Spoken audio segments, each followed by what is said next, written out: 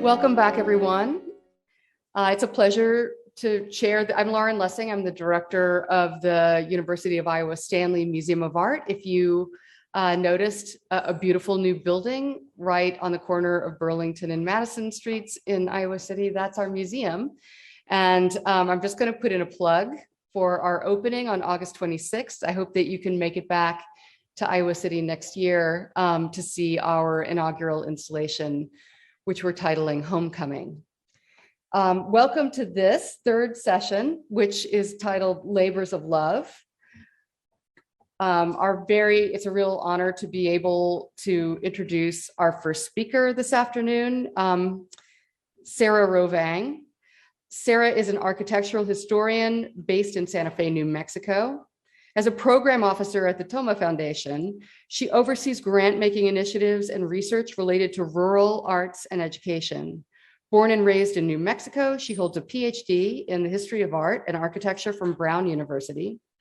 Before joining the Toma Foundation, she taught architectural history at the University of Michigan, traveled around the world as the Society of Architectural Historians H. Allen Brooks Traveling Fellow, and was a research fellow at the Georgia O'Keeffe Museum in Santa Fe.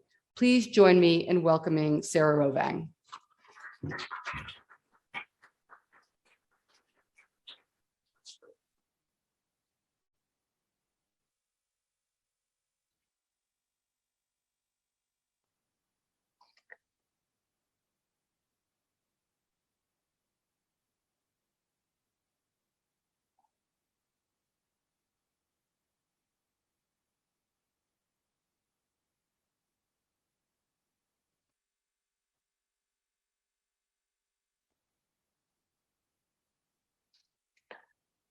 All right, hello everyone.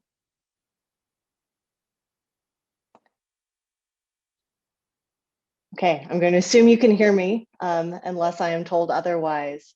It is a delight to be with all of you virtually this afternoon, and I really want to start by thanking Lauren for that lovely introduction and the organizing committee for so very graciously making the arrangements for me to present virtually. I know this isn't exactly what Georgia O'Keeffe had in mind when she referred to the faraway nearby, but I am thankful that in this pandemic moment, we have become more flexible in the ways that we allow technology to collapse space and bring us together. So I want to start here today. In 1964, American artist Georgia O'Keeffe knocked out the exterior wall of her sitting room in Abiquiu, New Mexico, and replaced it with an expansive picture window, framing a feathery tamarisk tree in the garden beyond. I've spent a lot of time thinking about this window because it was one of the areas that the team working on a conservation management plan for the Abiquiu house asked me to focus on when I was a research fellow at the Georgia O'Keeffe Museum in 2019. We might explain O'Keeffe's design decision here in a number of ways. Executed after nearly 15 years of occupancy in her sprawling Adobe home and studio, it might be linked to her increasing passion for entertaining. The influence of friends like Alexander Gerard or the late Frank Lloyd Wright, or the desire to bring the outdoors into her home as her age made gardening more difficult. But to me, the most compelling explanation links this window directly to O'Keeffe's evolving artistic practice. In the early 1960s, O'Keeffe began to paint larger canvases, often depicting the sky as viewed from an airplane window. These works frequently graced the long gallery-like walls of her sitting room. In 1962, O'Keeffe told a reporter about her idea to paint one of these compositions as a panoramic mural, wrapping the walls of this space. While O'Keeffe never executed this mural, the window can nevertheless be seen as an extension or architectural adaptation of this concept. Viewed through this lens, the window signals a blurring of the artistic practice and home environment that challenges established understandings of the relationship between O'Keeffe's home and her work. To give a brief sense of geography and context, Abiquiu is a village about 45 minutes north of Santa Fe. The main plaza of the village sits atop a mesa, and O'Keeffe's house sits on the edge of a cliff on that mesa overlooking the Chama River Valley. Now, previous scholarship on the two New Mexico homes of Georgia O'Keeffe has emphasized how her houses were rearranged to support the artist's rigorous creative practice. These narratives, including some promoted by O'Keeffe herself, frame domesticity as something to be minimized in order to support artistic practice, highlighting the architectural separation of the studio from the rest of the domestic spaces, O'Keeffe's investment in labor-saving devices, and her employment of a large staff. But building on the work of Wanda Korn, I argue that O'Keeffe's domestic environment and creative practice were more intrinsically connected than existing research has recognized. But let's get back to the 1960s and O'Keeffe's living room. How did O'Keeffe get to this moment of being an established late career artist with two homes and studios in New Mexico, knocking out a wall and considering covering the walls of her adobe living room with a mural evoking her paintings of the sky above clouds? Well, to get there, we're going to need to talk about walls, like a lot about walls. So I've framed three different but connected artistic modalities in O'Keeffe's creative practice. The first comes from the words of the artist herself, thinking on a wall.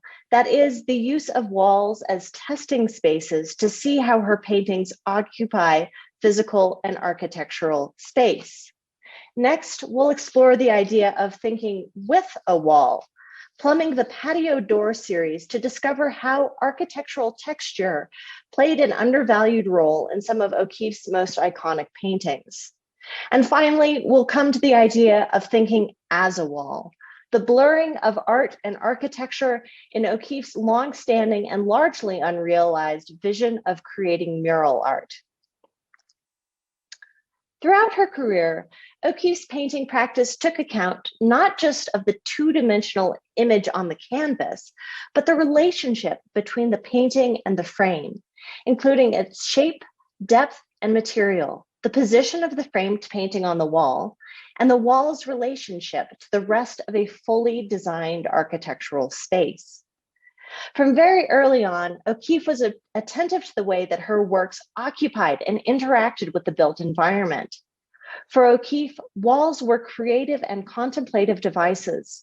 As the artist stated, quote, "I like empty space. If you have an empty wall, you can think on it better." To achieve visual and architectural clarity, O'Keeffe routinely altered her habitations and creative spaces. Upon arrival in Canyon, Texas, the young O'Keeffe found a room to rent, bedecked in patterned wallpaper and rugs that matched. The artist quipped that the room made her feel, quote, "like a pink pill with wheels in my head," end quote. She relocated to a white-walled room with a better view and asked the owners of the room if she could paint the trim black. In New York, O'Keeffe again reconfigured her environs to suit her creative practice. What the artist found calming, others often found a little harsh and unwelcoming.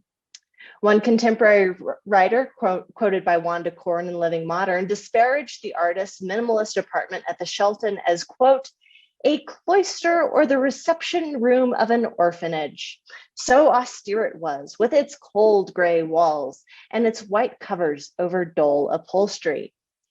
Her renovations continued at Lake George, where she removed a closet wall and painted a floor dark green, ostensibly without anyone's permission. In the penthouse apartment where O'Keeffe and Alfred Stieglitz lived after their time at the Shelton, O'Keeffe hung her art on the walls, which became a kind of proxy for that of the gallery or museum walls where her work would meet the public eye. You can get a sense of this attention to detail in her 1937 show At an American Place, where every frame has been thought through individually and the placement of each work on the wall carefully planned. Later in her career, she was even attentive to the spaces where buyers or potential buyers intended to hang her work. In envisioning how her work would look in larger public spaces, O'Keeffe frequently used the walls of her own houses in New Mexico as test galleries. In her first New Mexico house at Ghost Ranch, O'Keeffe hung paintings in the dining room such that visitors would see them from the table and the painter could gauge their reactions. Maria Chabot, O'Keeffe's friend who later designed and supervised construction on the Abiquiu house, also recalled the artist hanging finished or nearly finished paintings in her room at the ranch to test what it was actually like for another person to live with the piece in question. In a draft of the memoir recounting her time living with O'Keeffe, Chabot wrote, quote, "Of the long white dining room wall, you said simply, 'We will leave it so. I can think my picture upon it.' That wall, it served even as the cell of a monk does serve," end quote. The look of the paintings against an adobe backdrop became so critical that in 1946, O'Keeffe suggested that her major MoMA retrospective be set against the same color walls as her ranch house. However, on the whole, the Ghost Ranch house had relatively little open wall space. Accordingly, in an early iteration of the plan for Abiquiu, Maria Chabot even imagined the home becoming a regional museum after O'Keeffe's occupancy there. But while O'Keeffe was living there, 5 out of 16 rooms would be used as picture rooms. Chabot allocated a few to the work of O'Keeffe and a few to that of her friends, including Arthur Dove and John Marin. Though the picture rooms quickly vanished from the next floor plans, in reconstructing the adobe ruins that would become the Abiquiu house, Chabot included expansive stretches of uninterrupted wall space. Though Chabot may have intended these walls as testing spaces or potential gallery space, O'Keeffe was highly discerning about what she allowed to interrupt the sanctity of the wall. In the early years, often only hanging a single small Arthur Dove in her large sitting room. As Chabot noted, quote, "The plain wall, the silence, the receptivity, the reason for this was that we sought an inner life, not an outer one," end quote.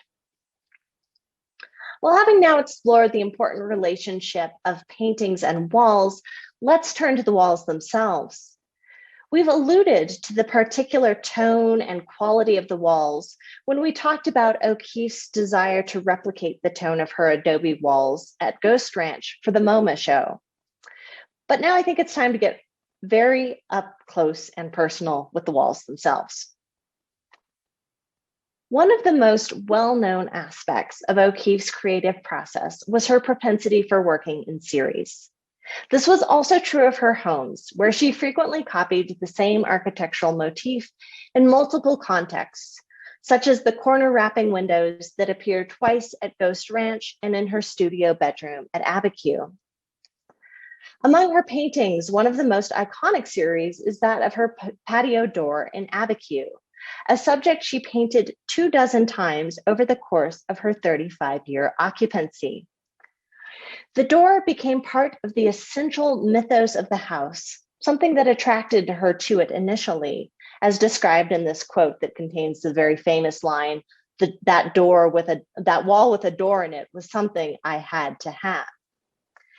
Indeed, there seems to be something about this topic that just kept eating at her.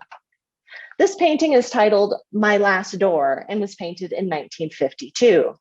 But despite the rather definitive title, it was not O'Keeffe's last door. In 1955, O'Keeffe wrote to her sister Anita, "I hope that now I am through with that patio door idea." But as you probably guessed from the fact that I'm showing you a painting from 1956, she was not done with the patio door idea. Her last oil painting of the door was created in 1960. And notice I said oil painting, and we can get back to why in the Q&A. And that was White Patio with Red Door. It's interesting to note that O'Keeffe kept both Red Door and My Last Door and hung them both in her houses frequently and moved them around. There's also a picture of My Last Door in her bedroom at Ghost Ranch.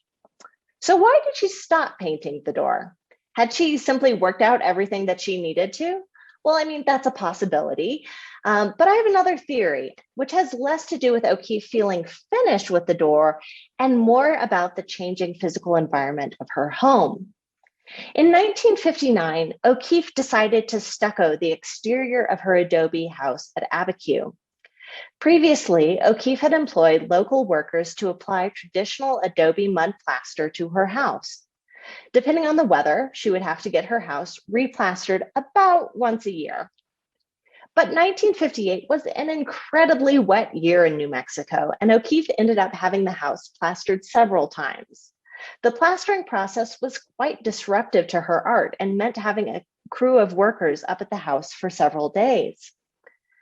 O'Keeffe had deep misgivings, though, about switching to stucco. In September, she wrote to Anita, "I am sorry you could not have come out while my house was adobe. I am having stucco put on it. The mud is too hard to take care of, but it was very pretty. I plastered 3 times in 4 years. That is too many, so I'm moving to stucco. It will probably be horrid." If you've seen traditional adobe mud plaster, you know that it looks very different from cement stucco. This is due both to the material and how it is applied.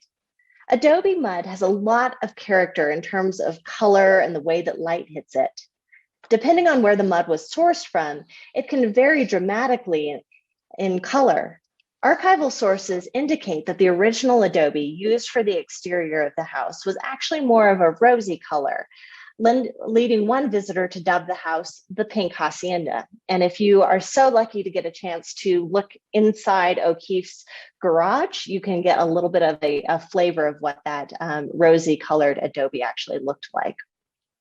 In 1950, O'Keeffe wrote to a friend praising adobe's visual and haptic qualities, saying, "The walls are the soft, warm adobe that one always wants to touch, or one sometimes feels it is too fine to touch. One should just leave it there, alone, remote, untouched," end quote.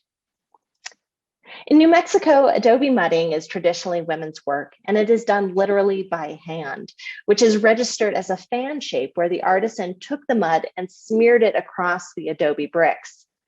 A friend visiting O'Keeffe at Abiquiu described watching the renowned local plasterer named Della at work. Quote, "Her small bony hands were responsible for much of the elegant patina on O'Keeffe's walls, both inside and out," end quote. This method of applying adobe plaster also has a practical purpose. The fan shape of hand application also helps the building shed water. Aesthetically, this pattern creates a dramatic, almost velvety backdrop, as you can see here in this classic portrait by Yusef Karsh from 1956. It seems hardly coincidental to me that O'Keeffe only created a single oil painting of her door after the house was stuccoed. The flat, brown-colored stucco is a pale imitation of mud plaster, and we know that O'Keeffe was never very fond of imitation. With adobe mud plaster, form, function, and facture merge organically. Along these lines, rather than trying to replicate in paint that fan shape created by hand applying the plaster, O'Keeffe's Patio Door series give us paintings that do not pretend to be anything other than oil painting. We are confronted very directly with these vast, abstracted painted surfaces on canvas. I would even say that the real focus of these paintings is not the door, but the area around the door. The fact that O'Keeffe went back and added another coat of white paint to My Last Door in 1954, but not the door, to get an even more opaque matte finish on the white parts of the painting representing the walls, to me is powerful evidence of that fact. But though the outside changed significantly with the transition to cement stucco, the interior of the house retained the hand-finished adobe plaster. For O'Keeffe, maintaining her adobe walls was a major source of pride. Jennifer Owings Dewey, daughter of O'Keeffe's friend and neighbor, architect Nathaniel Owings, remembered that when visiting the Abiquiu house, quote, "Everything was clean. There wasn't any dust. The walls were beautifully maintained inside and outside. I noticed that her walls seemed to be perfect, always," end quote. The walls of the house and even the floors of the house became canvases for the exploration of color and texture. Maria Chabot observed that in the first few years after construction, there were, quote, few colors in the house. The walls were white, or they are the natural earth with which the walls were raised. Sand, sometimes red sand or yellow sand, but a wide expanse of natural color, of sameness that is quiet, end quote. The dirt used in plaster was sourced from different places in the area, mapping an extractive topography only accessible to local insiders in the know. As time passed, O'Keeffe grew more experimental, and as Wanda Corn has noted, the artist occasionally painted her doors, the walls of guest bedrooms and bathrooms, and the floors in bright primary shades of red, yellow, and blue. The floors and walls were thus not flat, neutral surfaces, but canvases for nuanced expression in their own right. By understanding the walls in this way, we might start to interrogate the distinction between O'Keeffe's paintings and the walls upon which they were hung. This brings us at last to the concept of thinking as a wall. Earlier in her career, O'Keeffe had explicitly sought out the opportunity to execute a mural. In 1929, O'Keeffe reached out to several friends with the idea of doing a mural for the Century of Progress exposition in Chicago. In 1932, she was invited to participate in a curated show at MoMA of mural studies by established artists in the United States to show that US artists could rival their Mexican counterparts in muralism. O'Keeffe's contribution led to her commission to execute a mural in the second-story powder room at Radio City Music Hall. While O'Keeffe might have otherwise risen to the challenge of addressing the architecturally complex space with its canted walls and circular mirrors, the commission came at a time of great personal difficulties, and O'Keeffe abandoned the work to prioritize mental health. But I would argue that this desire to paint a mural did not vanish in the next decades of O'Keeffe's career. In the 1940s, O'Keeffe began to experiment with paintings at a larger scale. The one on the left, Pelvis with Shadows in the Moon, O'Keeffe gifted to Frank Lloyd Wright, and it hung for many years at Taliesin and then in the theater space at Taliesin West. A few years later, O'Keeffe painted Spring. As in Manhattan, both of these works combine a variety of symbolic motifs, escalating the level of compositional complexity as the canvas size correspondingly expanded. The average scale of O'Keeffe's works increased again in the 1960s as the artist began to paint abstract skyscapes inspired by her frequent airplane travel. Despite O'Keeffe's protestations that she preferred a blank wall and that, quote, having a painting up is like looking at your own thoughts, end quote, the artist frequently displayed these cloud paintings on the expansive walls of her sitting room and studio. When journalist Ralph Looney visited in 1962, sky above the flat white cloud 2 was hanging in her sitting room. As I hinted in the introduction, for O'Keeffe, this was a scaled down version of her original idea for the space. Quote, I thought for a while about doing it on a wall and just painting it completely around the room, but that would take too much time, so I settled on this one, end quote. But O'Keeffe was clearly still mulling on the idea of an architecturally specific cloud painting a few years later, when the artist's friend, designer and architect Alexander Gerard, invited her to complete a matching set of 2 wall-sized cloud paintings to complement his own 3-dimensional assemblage at the John Deere headquarters in Moline, Illinois. This is a story that I've told elsewhere in detail, so I'm leaving a lot unsaid here, so pardon me for the abridged story. But I think it serves as a fitting conclusion and resolution to O'Keeffe's lifelong dream of directly merging architectural space and painting, thinking as a wall. At first glance, the marriage of the late era Saarinen's aggressive and almost industrial John Deere building and O'Keeffe's buoyant clouds seems like a strange match. However, the space where Gerard imagined O'Keeffe's 2 paintings was a vision of mid-century corporate precision and finesse, the foyer of the building's executive dining room. Flanking the dining room's main lounge space, the paintings would have offered a fittingly aerial and cosmopolitan image for the Deere Corporation's jet set. With white Siamese silk ceiling panels hovering over Portuguese marble walls, the architectural effect is already rather atmospheric, even cloud-like. But beyond thinking on the white marble walls of the dining room itself, the artist was also likely thinking of her recent sitting room remodel and her original idea of painting a panoramic sky mural.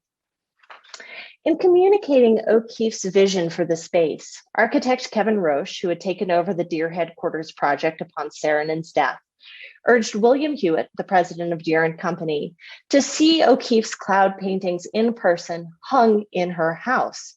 Quote, "I hope you will find it possible to give this serious consideration and perhaps visit Miss O'Keeffe to see what she is doing and what she has in mind for the panels," end quote. But sadly, like the Radio City Music Hall Commission before it, O'Keeffe's vision for the Deere headquarters never came to fruition. Yet clearly, that desire to create a very large cloud painting persisted. In the summer of 1965, O'Keeffe executed the largest canvas of her career, the 8 by 24-foot Sky Above the Clouds 4, which today hangs in the Art Institute of Chicago. A mural executed directly on an architectural surface may have carried too much weight of permanence for an artist with a restless and relentless compulsion to iterate, to experiment, to put up paintings for testing, and then to take them down again, to think on the clear, plain wall. Yet it seems from archival evidence that O'Keeffe's habits and way of visualizing her home environment were catching. Those who visited or spent time at the Abiquiu house or Ghost Ranch were inspired to clarify their own spaces. Jennifer Owings Dewey remembers as a child, quote, "I decided to make my room over like O'Keeffe. I had this fixation with the idea that you have absolutely minimal things in your house, but you have what you absolutely love," end quote. And to conclude, Pita Lopez, who worked for O'Keeffe during her lifetime and serves as the historic properties manager at the O'Keeffe Museum, recounted, "You go into my house and you don't find too many things on the wall. And it feels better to me. I couldn't be in a cluttered house. Visitors come by O'Keeffe's house and they say, 'I'm going home and I'm going to throw out everything I don't need.' But her home is very reminiscent of her life. The simplicity, the clean lines, and the elegance. It's very much like her work. Her paintings are very much like that." Thank you so much for having me virtually, and I look forward to your questions.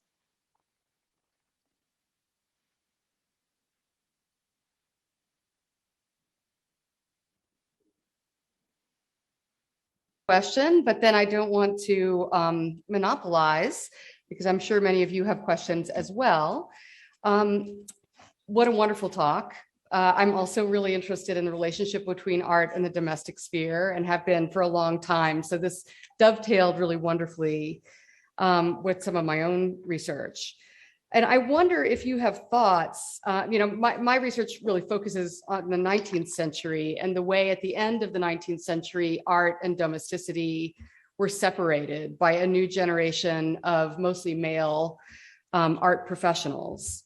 I'm wondering if you have thoughts about why Georgia O'Keeffe herself, supported the narrative of separation between her art making and her domestic life. I thought that was really interesting early on when you pointed out that, she herself sort of said she needed to have her working space separate from her living space when that clearly was not the case. That's a really good question. Thank you, Lauren. I think as you alluded to, it's bound up with a lot of connotations of gender that persist even through the 20th century and today.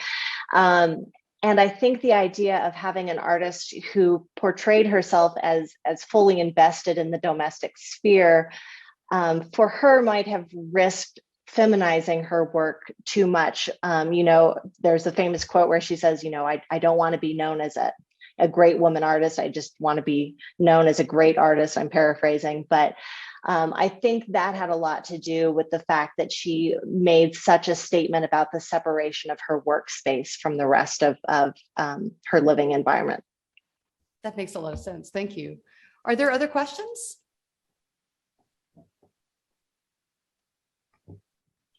Hi, Sarah. This is Wanda Korn speaking from the audience, so we can't see one another, but thank you for that really wonderful paper, and keep up the good work. It's terrific. One thing I've never known until right this moment was the Maria Chabot idea that perhaps the house could serve as a museum after O'Keeffe was gone. And that's fascinating. I don't know if you can tell us more, whether O'Keeffe ever bought into that idea or whether it stayed with Maria. But I also, because of this audience, has been talking about preserved artist homes and studios. And I know you know about this, but I think our audience might not, which is this is one of the first homes and studios that I know of where the artist herself thought about preserving it for public visitation, and even for a moment worked with the National Park Service thinking it might be turned into a national property. We know that didn't happen, but she herself could imagine a day when the public would come in to see the space and all the implications that that suggests. So that's sort of a loaded question. Well, thank you so much, Wanda. And I'm, as I'm sure was evident, a great admirer of your work. So wonderful to hear from you. To the first question about Maria Chabot's idea to have the house be a museum, I think part of it came out of the initial, just sort of on the ground, working out what rooms would be used for what purposes. And having 16 rooms, Abiquiu is a pretty massive property. For those of you who've visited, you probably have an idea of that. And I think, you know, if you know any of the backstory about Maria Chabot's relationship with O'Keeffe, there was a lot of resistance to other people coming to visit her and spend time there. And so the fact that O'Keeffe ended up with so many guest bedrooms because, you know, despite having this public perception of being a hermit sometimes, she actually did like company, sometimes at least. And so many of those rooms that originally Chabot had blocked out as picture rooms became guest bedrooms, or served other purposes like art storage. That idea did go to O'Keeffe. This was like when they were first starting to communicate. O'Keeffe's in New York, settling Stieglitz's estate. And so Chabot is sort of sending her these iterative floor plans, one after the other, as she sort of thinks through and works out what the house could be. And some of the suggestions, like the idea of rebuilding the outbuilding into a studio and bedroom space for O'Keeffe, separate from the rest of the house, that stuck. But many of them, like the idea of having all of these picture rooms, did not stick. And then to the question of the sort of O'Keeffe's idea of the house, you know, becoming a preserved artist studio and interpretive space. I mean, I definitely, I think that she was already kind of creating the mythology around that later in her career. Some of the things like the door in the wall quote, and others that kind of build this mythology of the house and sort of naturalize her occupancy and intervention there as part of that, to me really speak to her. You know, she was always conscientious about her legacy, and I think the architectural qualities of the house were part of that. So I hope that answers your question in broad strokes, at least. Other questions? Well, thank you very much. This was a wonderful paper. I so enjoyed hearing it, and I know you will all join me in Thank you so much. I really appreciate it. So it's a pleasure for me to introduce our next speaker, Daniel Belasco. Daniel is an art historian and executive director of the Al Held Foundation, a specialist in post-war and contemporary art. He has published essays and curated exhibitions on the work of Helen Frankenthaler, Roy Lichtenstein, Brady Walker Tomlin, Mary Reed Kelly, and many more. He previously served as Henry J. Lear Associate Curator at the Jewish Museum and Curator of Exhibitions and Programs at the Samuel Dorsky Museum of Art at SUNY New Paltz. In 2010, Belasco co-curated with Sarah Lewis the Dissolve, Site Santa Fe's 8th International Biennial. He holds a PhD from the Institute of Fine Arts at New York University. Please join me in welcoming Daniel Belasco.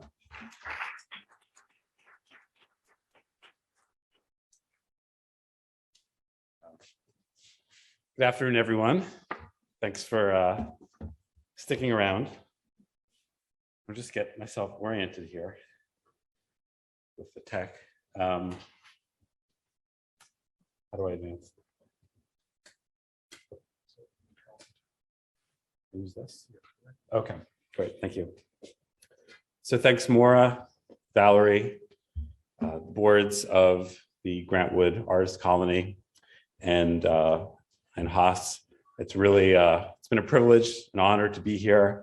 I've never been to Iowa, and I've really been excited to kind of steep myself, at least for a couple of days, in Grant Wood and all the people that he pulls around him, even many decades later. This conference brings together a number of personal and historical incidents. In some ways, I'm here today, like everyone, because of a deep passion and interest in artist studios, going back to early visits to Pollock and Krasner's studio for me. In fact, one of the central reasons why I left museums to become the director of the Al Held Foundation was because of the stewardship of his extraordinary studio. So I'll just lay out the compound here. This is the main barn studio. This is the smaller bull barn studio. This is the bridge that he constructed. This is the domestic space, another former barn. There's a warehouse that he built in the 90s. This is the dairy that functioned where people would come and buy cottage cheese and whatever when it was functioning as a dairy farm, and now it's residence.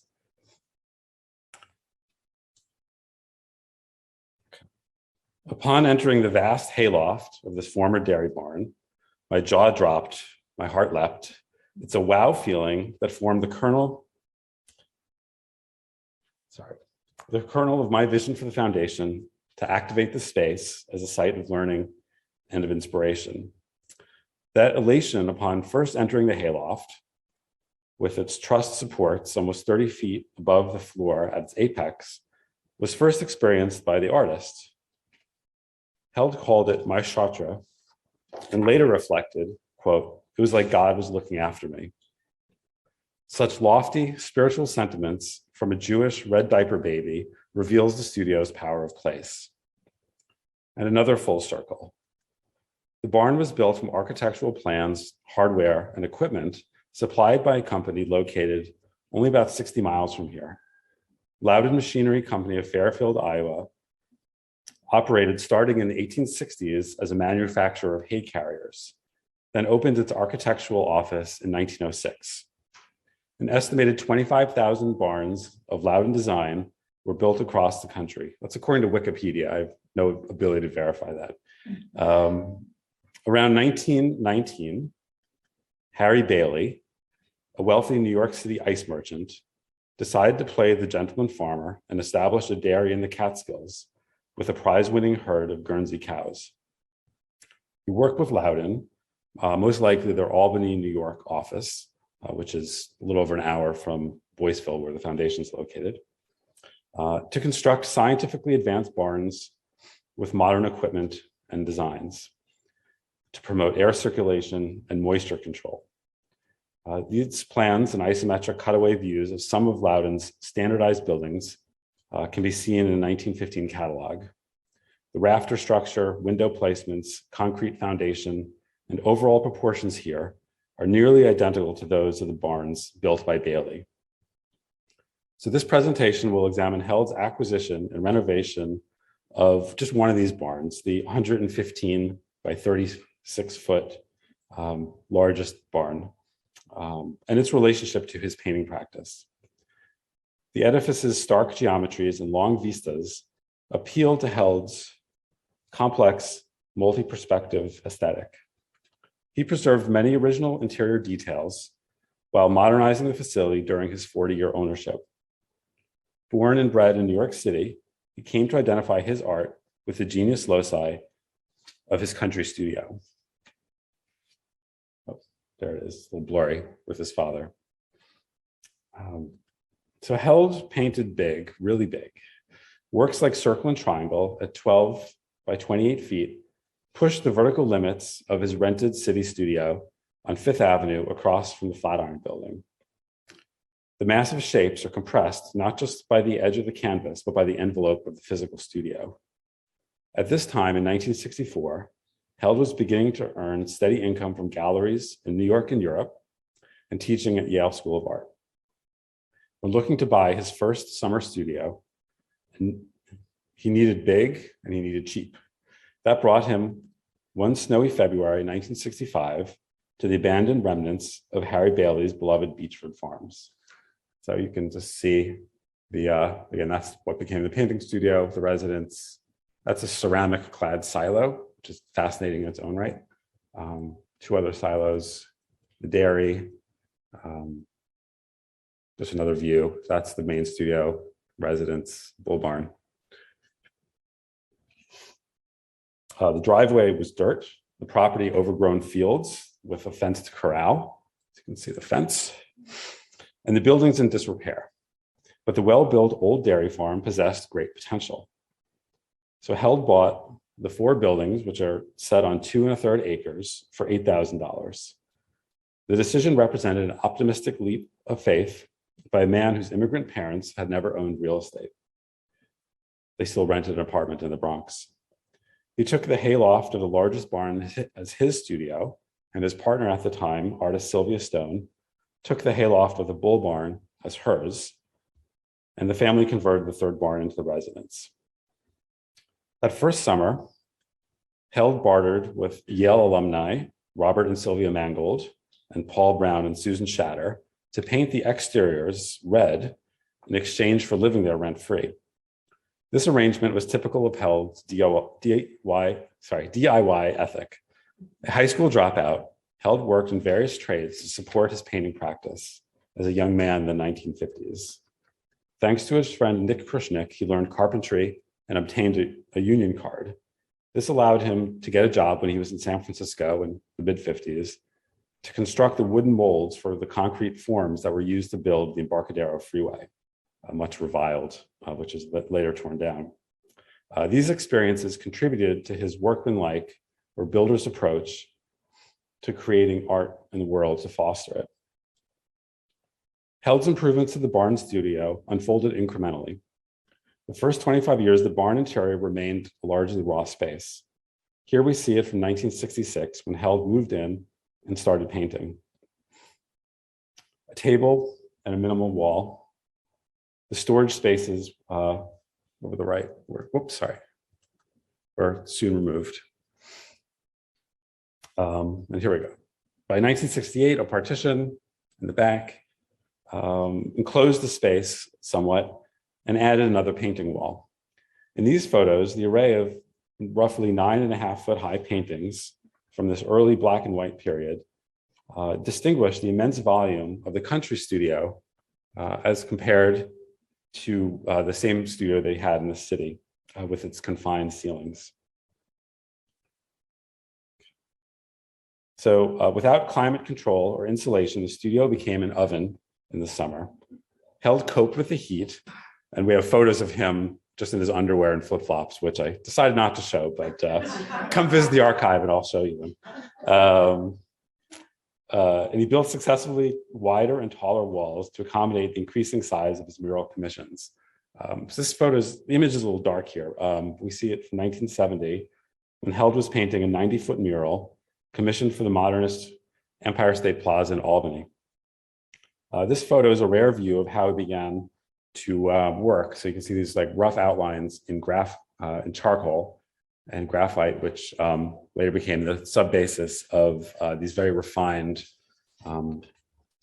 finished, hard-edged abstractions.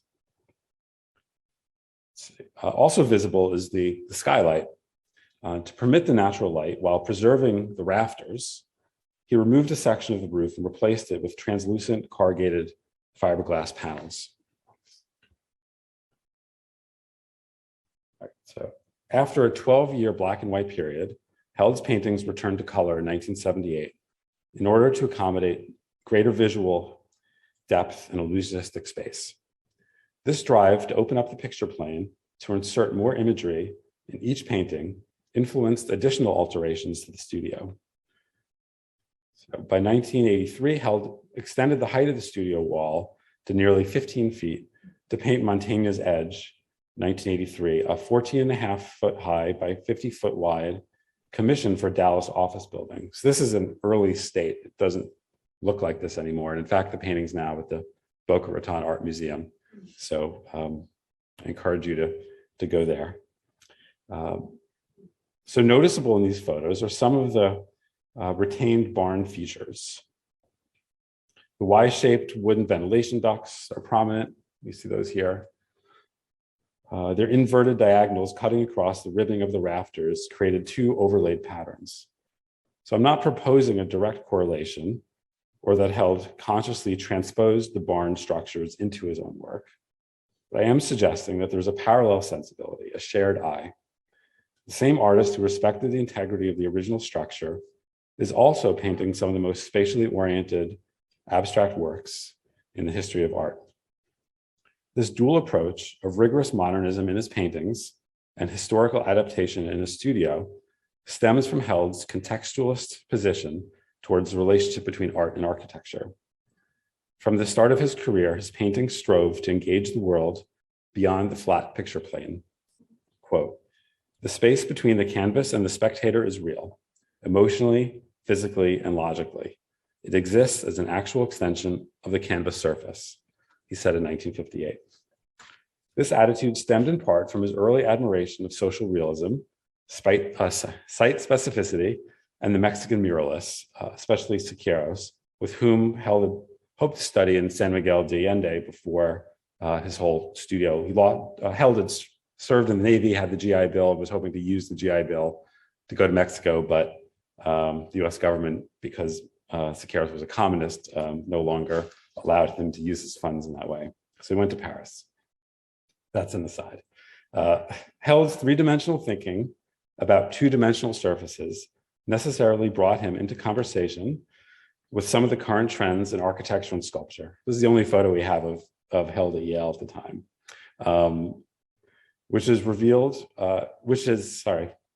in the revalued vernacular built environment to counteract the bulldozer approach of international style urban renewal projects.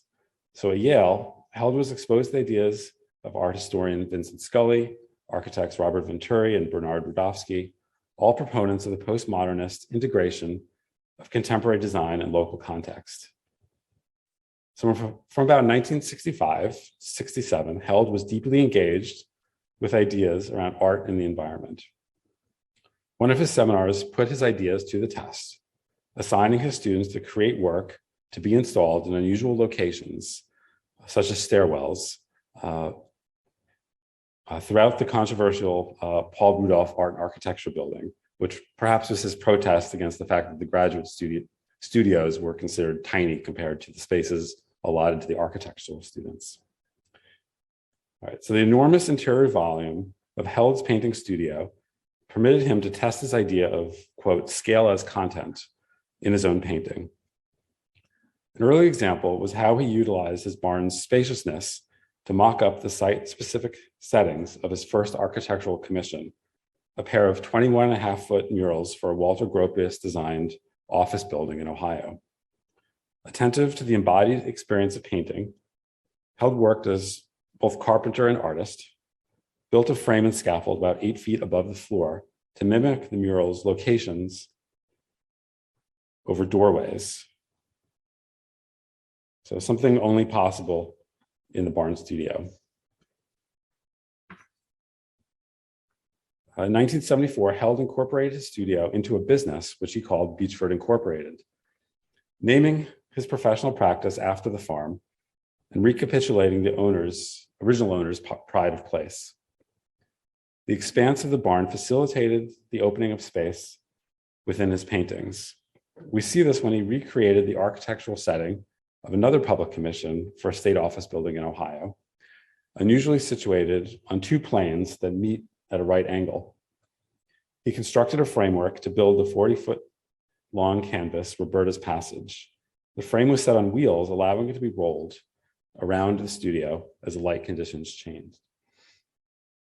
One could examine the imagery in Held's paintings and identify structures that resemble elements of barn architecture. But such comparisons are really besides the point, even if they can be evidenced. One could say the same about the area's mountain landscapes, subtly influencing Held to the point that some critics called him a contemporary Hudson River School painter. So these connections are in the work, for sure, and Held wouldn't deny them. Nor would he admit that that was what he was up to. For Held, it was the idea or the concept of architecture, space, and structure as a visual language to explore our paradoxical reality that animated his art, and for which he found such a conducive location in the barn studio. So as Held evolved as a painter and aged as a person, the work became both more hermetic and more optimistic. Thus, by the early 90s, his desire to improve Boyceville into a year-round studio led to the further obscurance of original barn features. On the floor, radiant heat and linoleum tile covered the wood boards. 2 new sheetrock walls ran floor to ceiling on both ends of the studio, so going all the way up to the roof there. So shortening the overall kind of horizontal length by over 40 feet and eliminating a sense of the deep space and the void.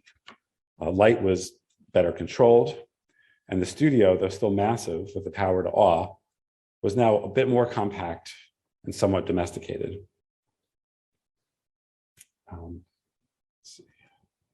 He also appropriated some of the original barn features in his renovations. A hyphen linked the main painting studio with the smaller, so this goes down to the garage, this goes up to the smaller bull barn studio. This was Sylvia's originally, but he took it over to use as a drawing studio. As you can see, the structure, which we have called the bridge, recreates the wood trusses and seamlessly integrates the 2 studios. So this is the old original, and this is the new from circa 1990. Another new element, a track system. So here's this new track system, linking the studio to the recently completed warehouse elsewhere on the property, seems inspired by the barn's original Loudon hay moving equipment, which you can't see, but it's all the way at the peak of the ceiling line. Held's track permitted large paintings to be slid out through an 18-foot high door. So the color one is 15 feet high and 30 feet wide stretch. So we can store all these on site and move, 1 or 2 people can move them. For Held the builder, the old barn's elements, which may have first made a formal and spatial impact in his work, were now valued more for their functional abilities. The studio setup, especially the 2 large end walls, led to a new painting format, enormous triptychs. In this work, Ima Ima from 1992, the central panel, actually the same one we saw in the more contemporary shot, 15 by 30, hung on the long wall, and the 2 wing panels, 15 by 20 feet, were painted on the side walls. Totaling about 70 feet in length, these triptychs were not commissions. Now a successful artist, Held enjoyed the luxury of painting entirely for his personal pleasure, at least this scale. Smaller works did go to the market. It was not uncommon for modern artists like Jackson Pollock to retrofit agricultural buildings to serve as painting studios. It brought a uniquely constructive approach to his barn studio and its surrounding landscape. So there's another view of, here's the track, the new warehouse, the pole barn, the bridge, and then right here is the main studio. Finding commonality between the geometries of postmodernist abstraction and agricultural architecture. As quote Deborah Solomon wrote in Architectural Digest, Held's art, as much as his house, is informed by a builder's instinct. So thank you. Please come and visit. This is a workshop we've had in the past. So now we're doing a lot of educational programs using the space and the gardens. So future opportunities, hopefully I'll have a chance to discuss the other elements of the property. But for now, I wanted to look at the studio, and thank you for listening.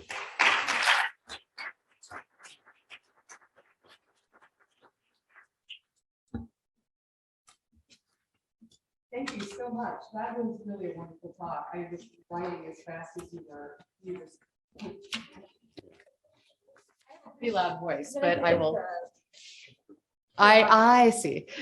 Thank you so much for that. I was writing as quickly as you were speaking because I'm so fascinated by this idea that the space really shaped the painting, you know, that he was in some ways, and his paintings are so architectural themselves that he's, you know, creating these almost fantasy spaces on canvas, but is constrained or inspired by the actual space of the barn. And I wonder if you could speak a little bit about, you know, what the archive reveals about his decisions to leave, even though he made a lot of changes, to leave the basic structure of that hayloft as it was. You know, did he know about the original designer of those barns and what that designer's ideas were? Did he look at that as a kind of, you know, proto-modernist structure? Like, how did he feel about the space itself? And was he aware of the impact that it was having on his own work and how crucially important it was to his practice? Great, yes, thank you. So interestingly, he kept some remnants of Beechford Farm. There was a stack of black and white, like gelatin silver print photos of cows, which I think were taken as part of an inventory for an auction that Harry Bailey had in the 1930s. So there was that. There was this booklet that I showed of one of the prize bulls who died. It was like a memorial booklet. And then there was also some oil paintings of cows. There were a couple of architectural plans. That's how I knew that Loudon was the designer of these barns, was because some of the original architectural plans were kept. So Held at some point consciously made the decision to save all these things, I think, to maintain this connection with the original use of the barns. In terms of his own thinking and feeling about the space, we don't have a lot of like contemporary records. He was not a writer or a diarist or anything like that. We really only have like oral histories, so either recordings of his own thoughts and musings or other people's recollections. So then really the building itself is the archive. I think more than, you know, other presentations we've seen, they're like works of art, but I think for us, it's truly an archive, and there's an indexical relationship between these evolutions of the physical space and his own shifts in his work. And so trying to establish as, you know, precise chronologies as possible, looking through our archive with whether it might be, you know, like bills or other types of like business records to help establish, you know, what was it, you know, 81 or 82 or whatever that he, you know, made these changes. So, that's fascinating. Yeah. Thank you. I'm sure there are people with other questions.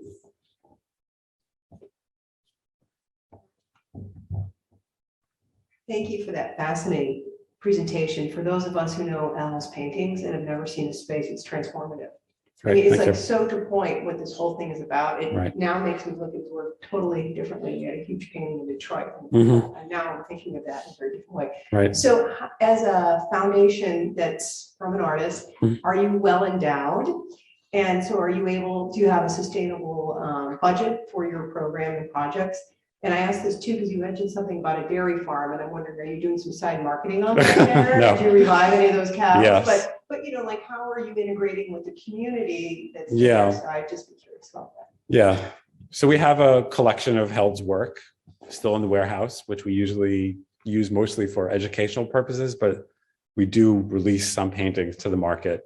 We're represented by White Cube. And so it's very important for artist foundations, even those with substantial endowments and, you know, the hundreds of millions.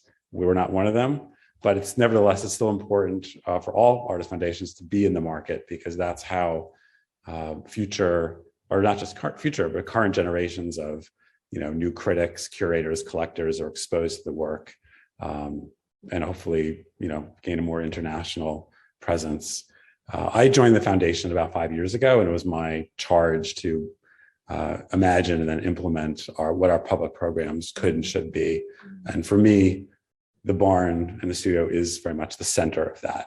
And so initially I just wanted to bring students in and work with some of our local colleges for educational programs. But the last 2 years or so, we've been having contemporary art shows in the drawing studio. So we can have an Al Held presentation in the painting studio and then a contemporary art show in the drawing studio. And we've been doing some outdoor sculpture presentations. So yeah, so we use the grounds as well. So it's evolving. Every year is a little bit different. Yeah.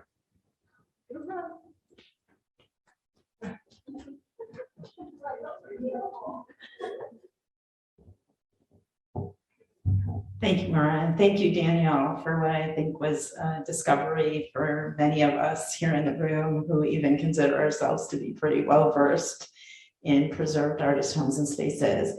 You focus a lot on the studio with some really wonderful connectivity. I'm just curious, personally, was his imprint, how did he view that in terms of its relation to his domestic space? And was there a pronounced imprint on that space? And if so, what it was? And if not, how did he sort of separate out his life work integration? Right.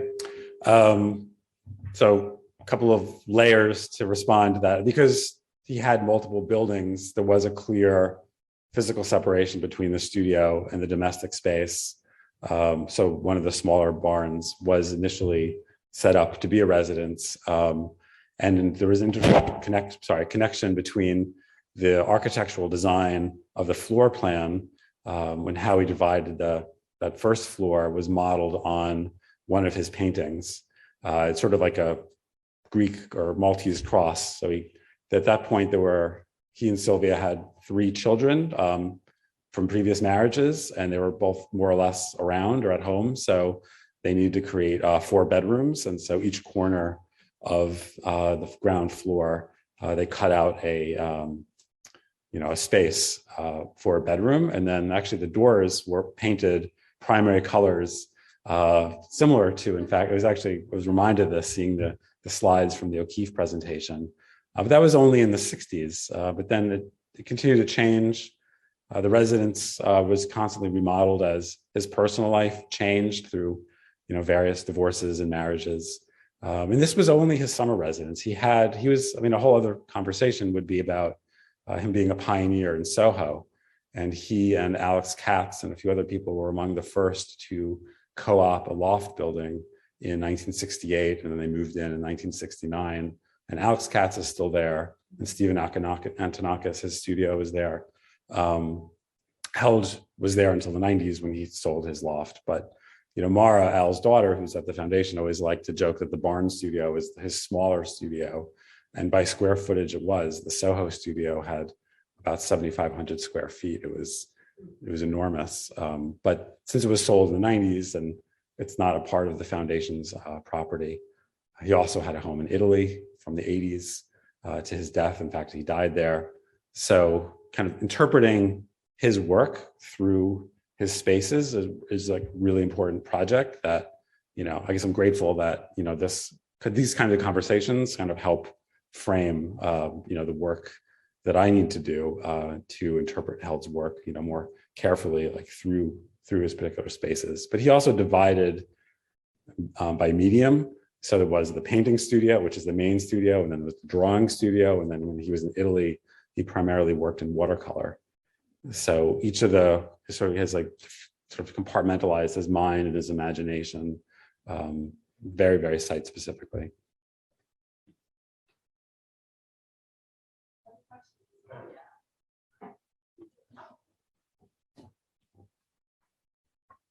Earlier today, Jane was talking about the Iowa idea, Mhm. and you mentioned that Held only had a high school education, which makes me think about Grant Wood coming here teaching with a high school education in the Mhm. 30s, and the drama that ensued around that. Was Held commercially or critically acclaimed? How did he get the appointment at Yale with only a high school education? Yeah, well, that's a good question. That's a mystery to me.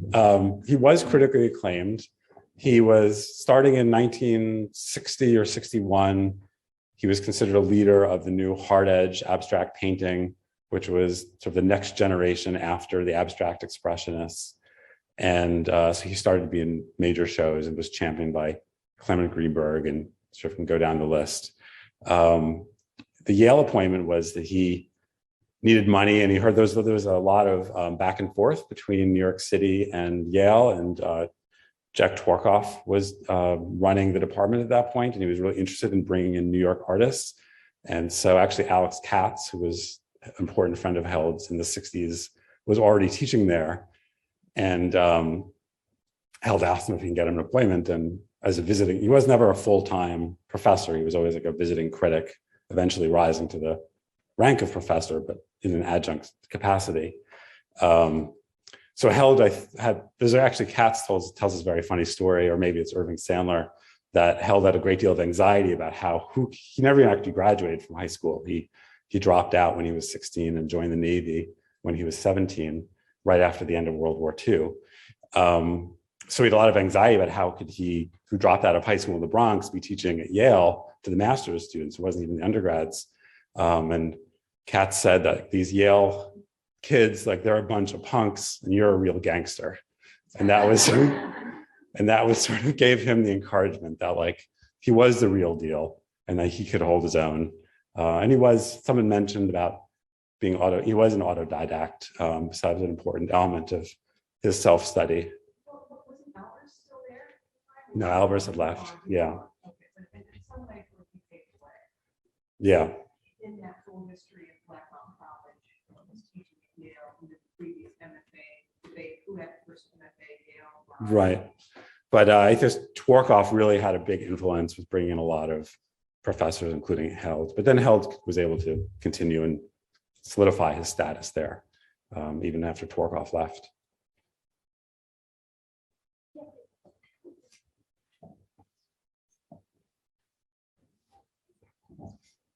So others have asked about how the barn space affected Al's work and how domestic space, vice versa.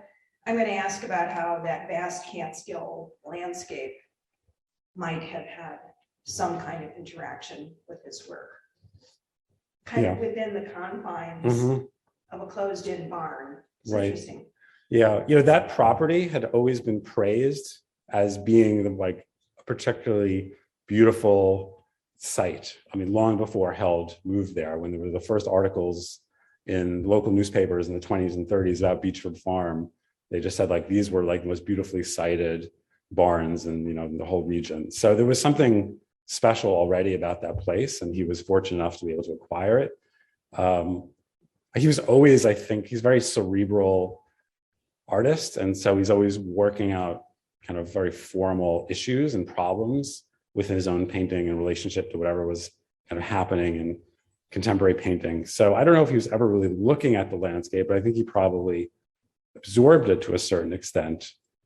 But it's interesting because other people made a huge impact on them. So like Robert Mangold, who I said spent that summer there in '66, He gave an interview once where he talked about that made an enormous impact on him, just gazing at these rolling hills or these gently curved mountains, and all of a sudden the curved line became a form that was interesting to him, and that took his art in a completely different direction. So there's never a moment where Held ever makes that kind of connection between the landscape in the same way that Mangold did, even though Mangold was only there for a few months.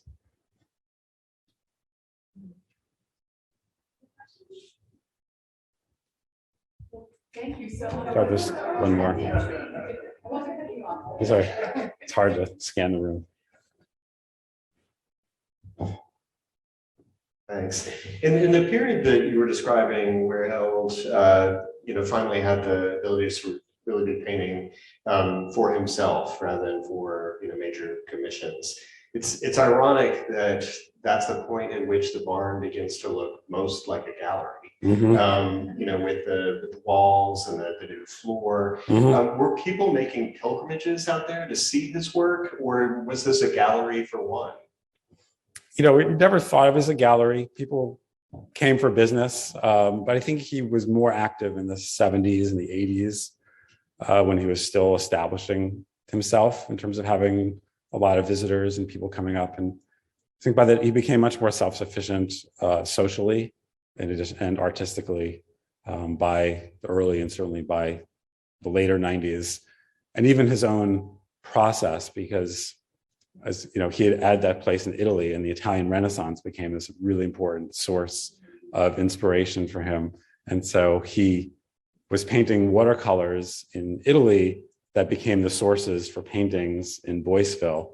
So he was very much tied into art, the history of art at that point. And I think, the Piero was almost more alive for Held at that point than, other contemporary artists were.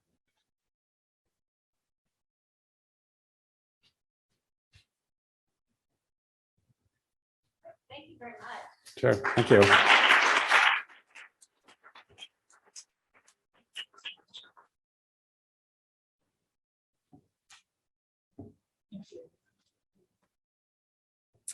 So many creative outlets. Just hope we don't go back into lockdown, because I might have to break into my china cabinet or buy some concrete, or I guess invest in some farmland. So many ideas. I want to once again thank our speakers, our session leaders, as well as our audience for such great conversation today. So give yourself and everybody a round of applause again. Thank you so much. But it's not over. We still have tomorrow. So these are some instructions that I'm going to read. Beginning at 11 tomorrow, the Cedar Rapids Museum of Art will be offering tours of 5 Turner Alley, Grantwood Studio, to Symposium attendees. That's opening early for us. Despite the photos you've seen making the space seem very large, it is actually quite small, and we actually need to go in groups of 10. So what the plan is that you can come to the studio, we'll split you up into groups, and we'll do our best to get everybody through. There's an introductory video on the first floor, and then we'll take turns. Well, I won't. Sean and Kate, their curator, will be taking groups up, and you guys will be getting a really special experience in the studio space. There is parking right by the studio. There's a surface lot, but also there is a adjacent parking ramp that you're welcome to park in, and it is free up in Cedar Rapids. And then the closing plenary is actually located at the Cedar Rapids Museum of Art. Oh, let me give you the address. It is in the information, but the address of the studio is 810 3rd Avenue Southeast, Cedar Rapids. The second, I looked it up. Oh, second, I thought that was weird. Okay, 2nd Avenue.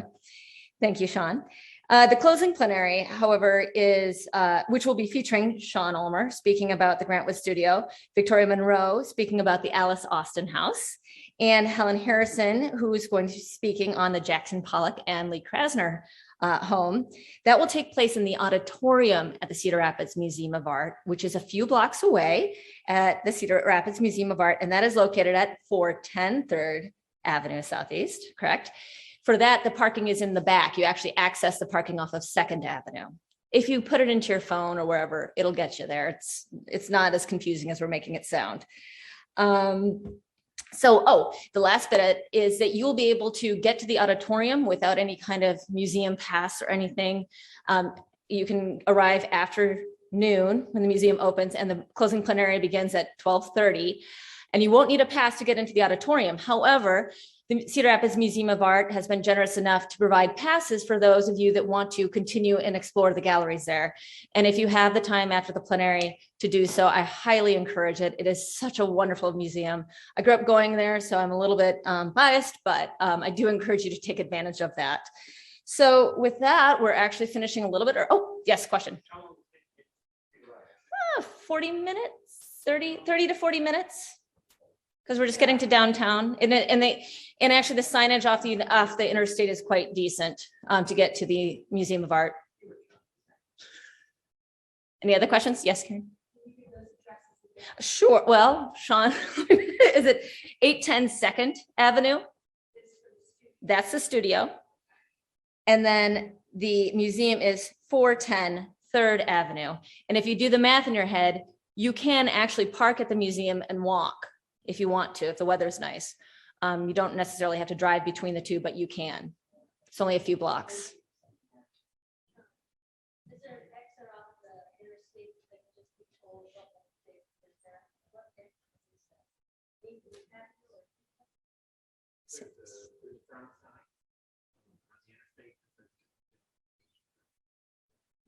Yeah, there's an exit on the interstate that'll actually say to the Cedar Rapids Museum of Art.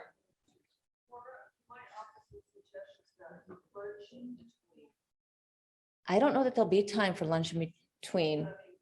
Right. Sean, do you have any ideas? Eat a big breakfast maybe, or a late breakfast? Because we timed it this way because of flights and everything like that. And we appreciate that it is kind of compact.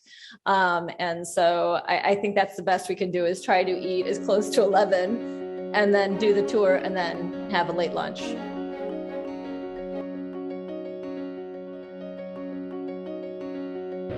Hi, good afternoon, everyone. Can you give a thumbs up if you can hear me? Great. Good afternoon to everyone here at the wonderful Cedar Rapids Museum of Art, and good afternoon to everyone joining us online. I see from Zoom that there are a number of people from the Haas family online, so welcome to you. I need no introduction to you, but I will reintroduce myself slightly.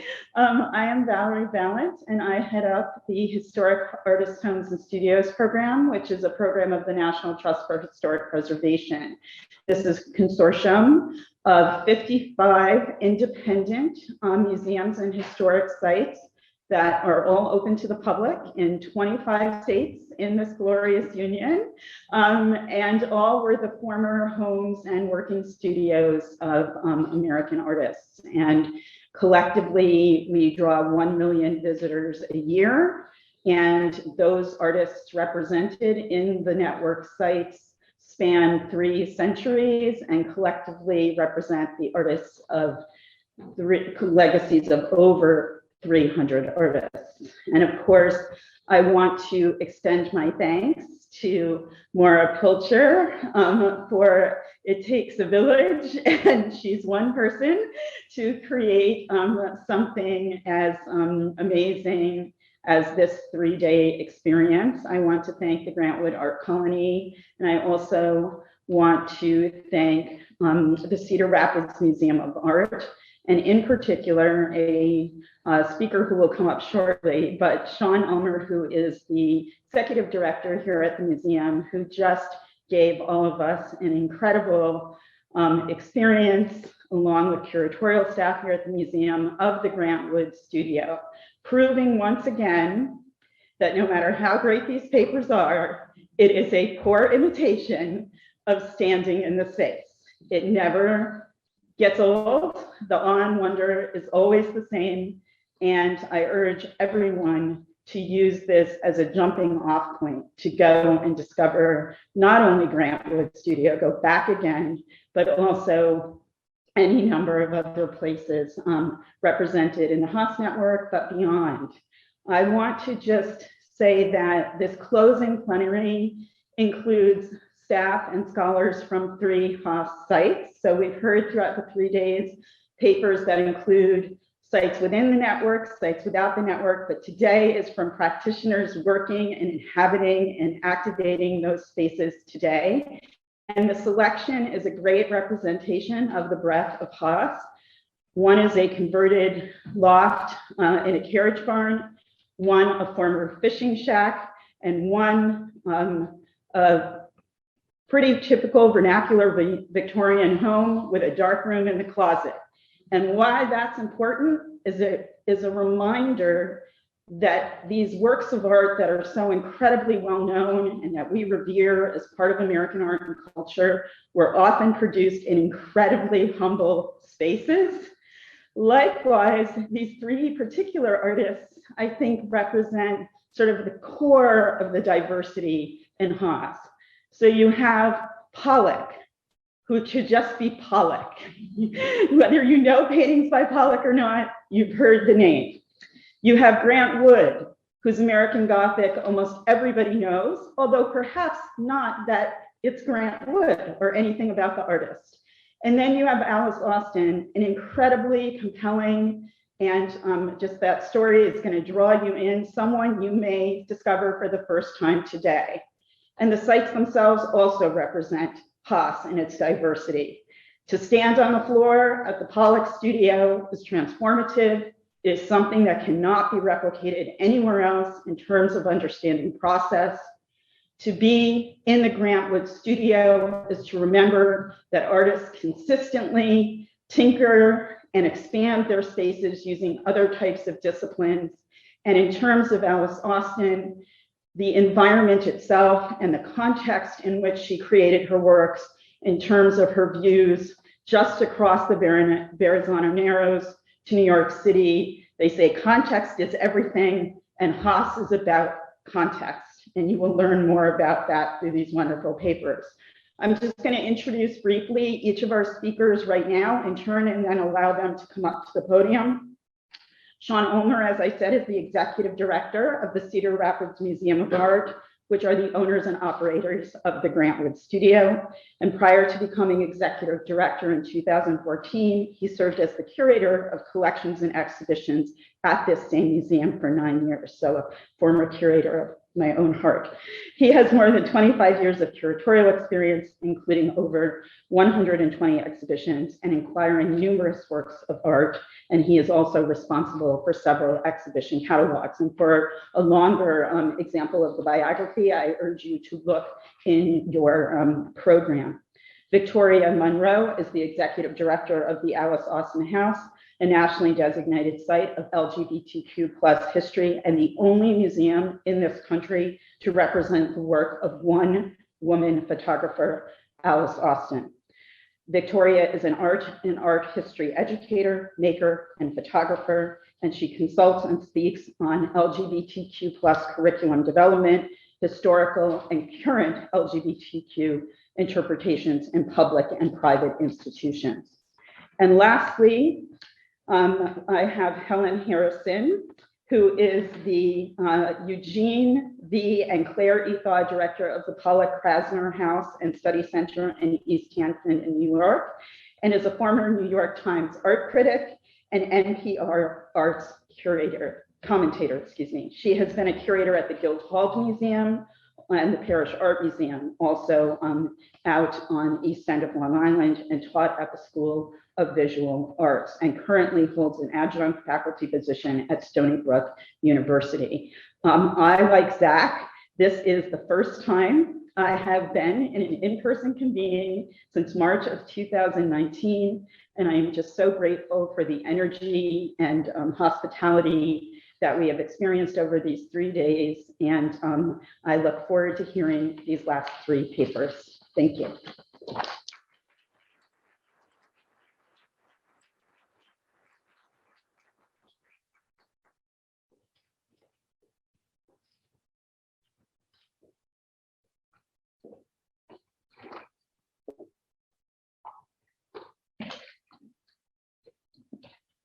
Can you all hear me?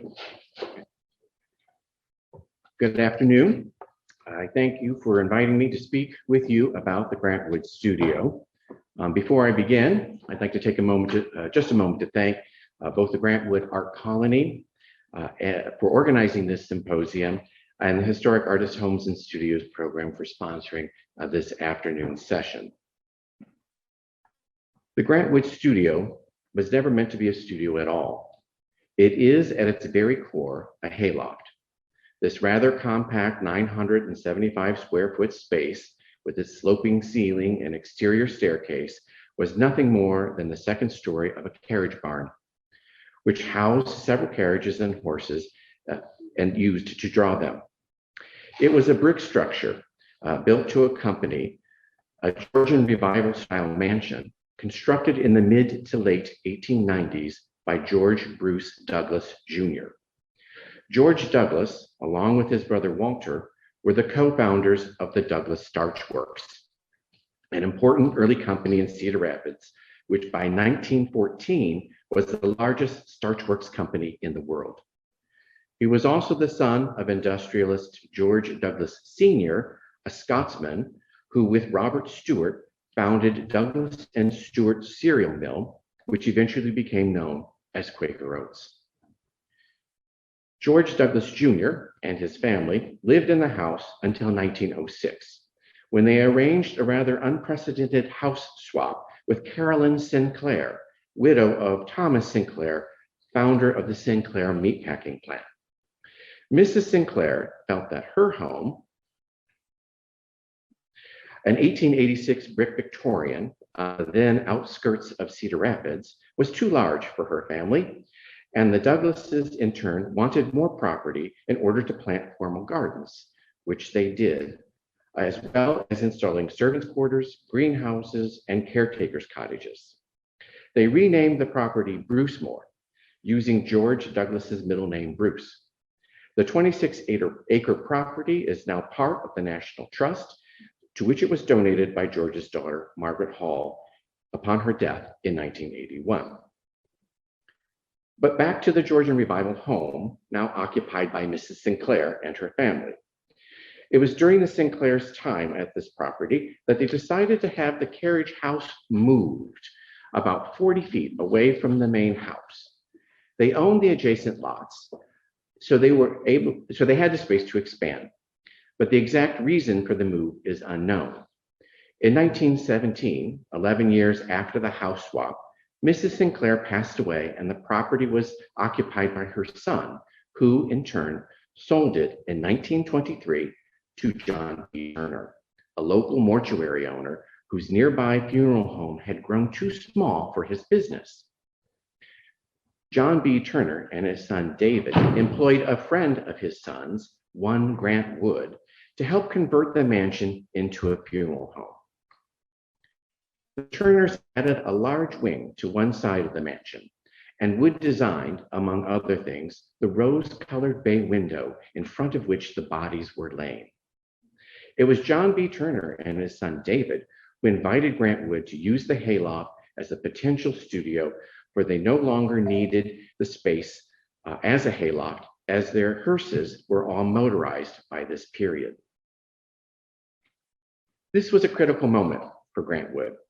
The hayloft reminded him of the garret he had occupied with his good friend Marvin Cohn on their trip to Paris in the summer of 1920.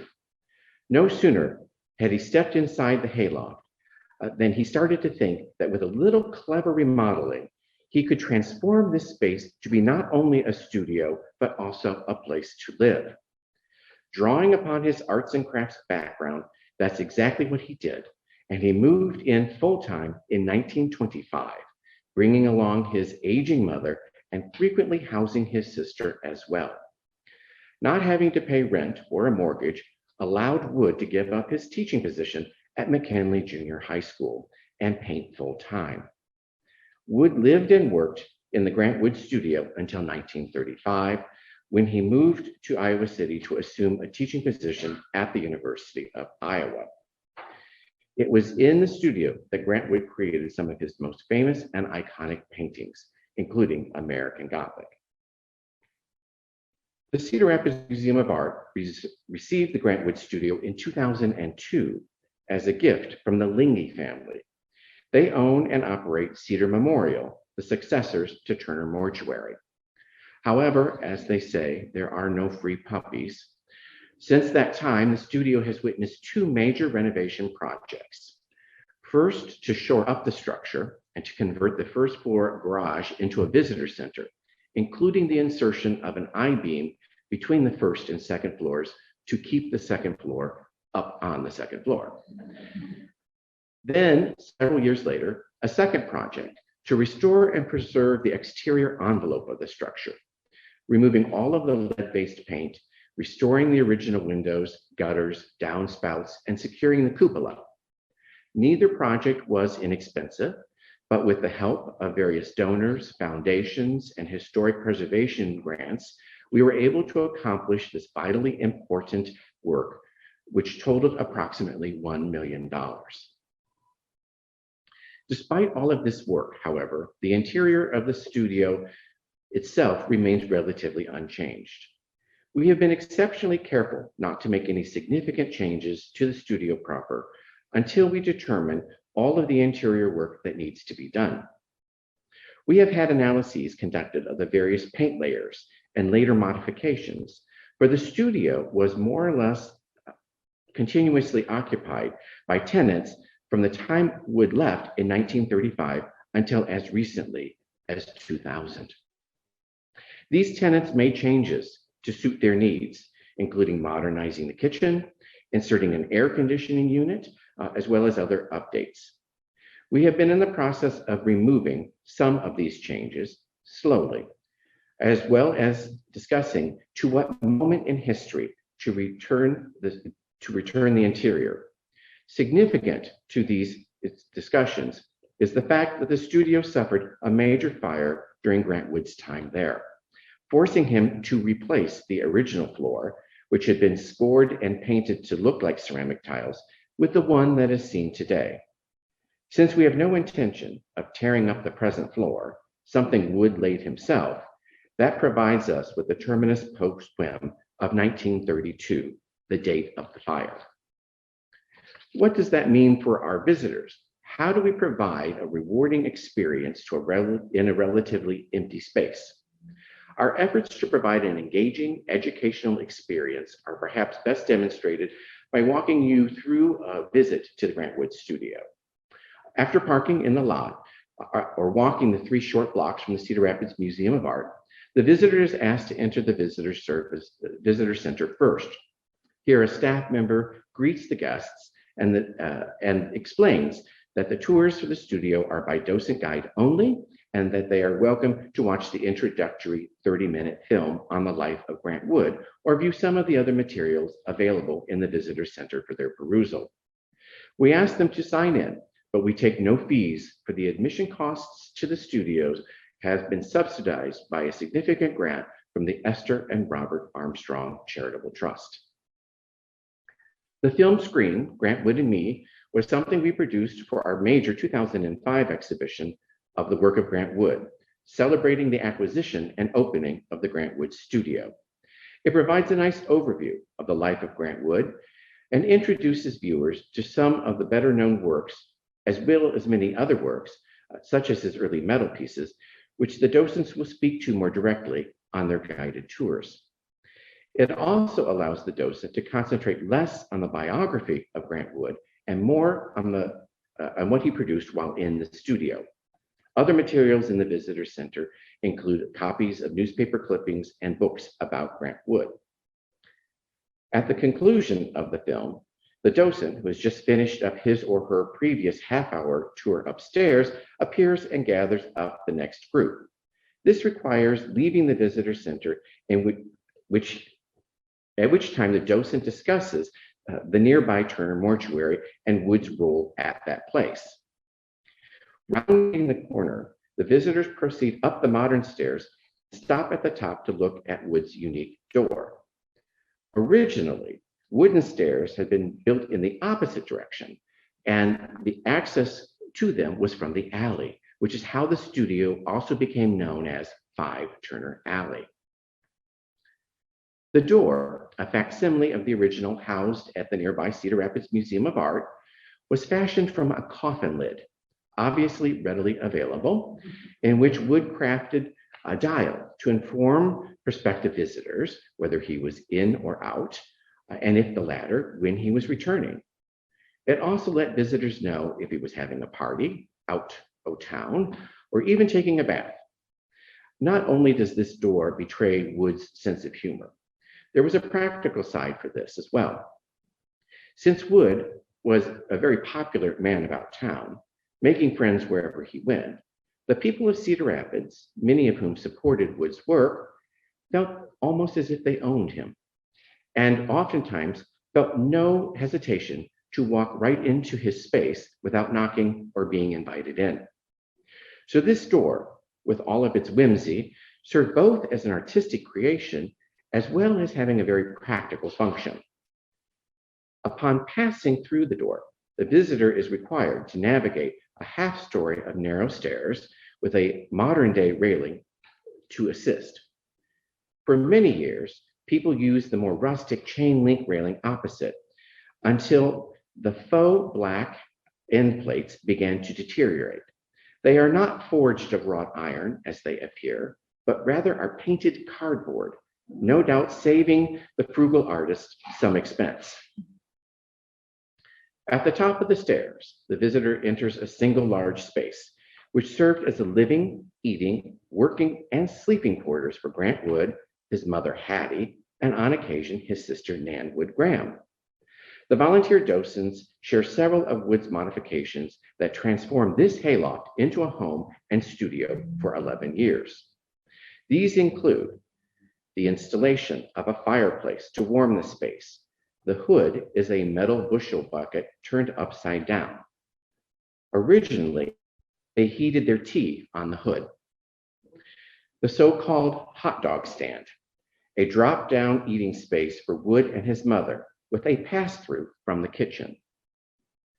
A seating area, although the table is a later addition. The sleeping area, where the single beds would be tucked under the eave and shielded from view by curtains during the daytime. The storage cabinets above could house not only painting supplies, but also clothing and other household goods. The dormer that Grant Wood created by punching through the roof, allowing a western light and providing room for a desk. Painting storage racks can be found to either side of the dormer. These slide in and out to conceal and reveal the works that Wood was painting.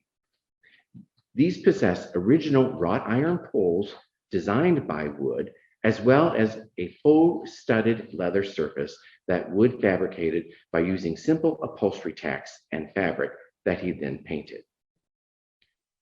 Original wrought iron lighting fixtures designed by Grant Wood. A modern easel where his original easel stood. The telephone stand on 2 levels, since one of them liked to stand while talking, while the other liked to sit. The north windows, where the hay used to come in from the alley. They now have a window box seat covering the radiator that was installed during Wood's time. At some point during his occupation of the space, Wood punched through the roof on the northeast corner, creating a separate sleeping room for his mother. The large arched opening is able to be closed off by a hinged metal divider held in place by a clasp. Between the main room and Hattie's new room was a radiator to heat both rooms, with stylized floral grillwork on the living room side of the radiator. Hattie's room was heavily modified after Wood moved out, and thus now houses a couple of display cases holding a few artifacts, mostly metalwork of his time at the studio.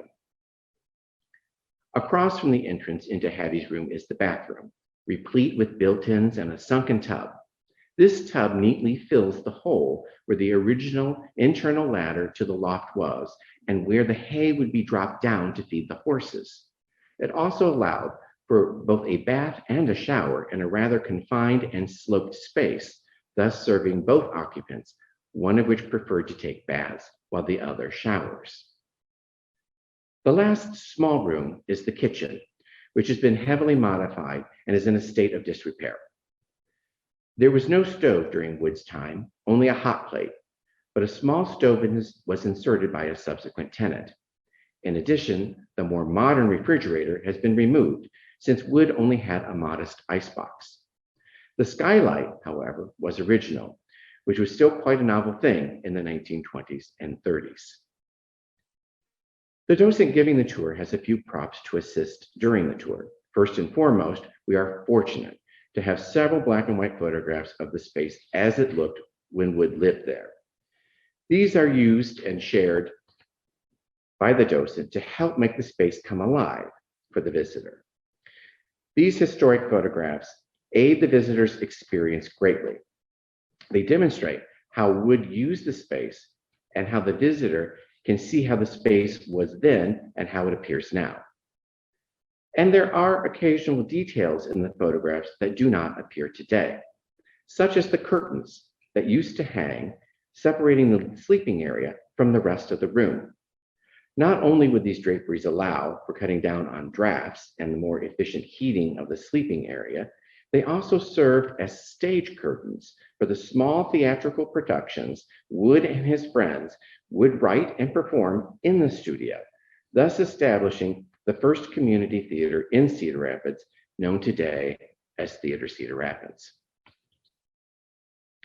In addition to the historic photographs, the docents may also use reproductions of a few of the works that Wood created while he lived in the studio. We had these made to their exact dimensions on masonite, a particle board frequently used by Wood and used with these same pieces. These reproductions include Midnight Ride of Paul Revere, Daughters of the Revolution, Young Corn, Woman with Plants, which is a portrait of his mother, and of course, American Gothic. These 5 works represent a nice cross-section of the works he created while living and working at the studio. Each has a different story to tell, and the docent is prepared to tell that story. Looking at all of the changes Grant Wood made to the hayloft, it is clear how he transformed the space to make it into an efficient home and studio for himself, one that would also accommodate his elderly mother and often his sister. It was during his 11 years in the space that he created some of his most significant works of art, which resulted in achieving national renown. This is due in large part to the studio. Transforming the hayloft into a studio and home was transformational to Grant Wood's career. By living rent-free in the hayloft, Wood was able to give up his teaching position at McKinley Junior High School and paint full-time. This allowed him to take on serious commissions, beginning with the 1925 series of paintings he created for the J.G. Cherry Company in Cedar Rapids. While Wood had been able to take on the occasional commission, this was an important series of 9 paintings used by the Cherry Company at various trade shows to display the dairy machinery that they were able to manufacture. The success of that commission no doubt prepared him for several future commissions, including the successful commission for the stained glass window for the Veterans Memorial Building. This commission, in turn, led to a transformational trip to Germany in the fall of 1928 to oversee the manufacture of the window. His first-hand exposure to Northern Renaissance masters, including Hans Memling, helped to transform Wood's painting style from Impressionism to his harder-edged mature style. His trip to Germany, in turn, resulted in the creation of compositions such as Woman with Plants and American Gothic. There were other contributing factors, of course, but the trip to Germany in the fall of 1928 is often cited as critical to Wood's development, and all of this starts with the work on the Grant Wood studio. It seems highly unlikely that the sequence of events precipitated by the transformation of the hayloft into a home and studio would have unfolded in quite the same way. The studio, therefore, was not only transformed by Grant Wood, but was also so very transformational to his career.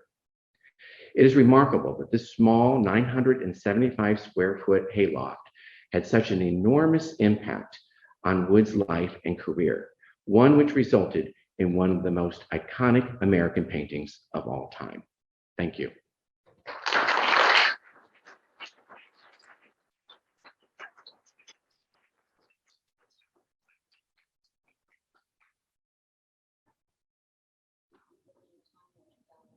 Are you going to give me a time warning? Yeah, I'll give you a 5 and a 2. Okay. 5 and a 2.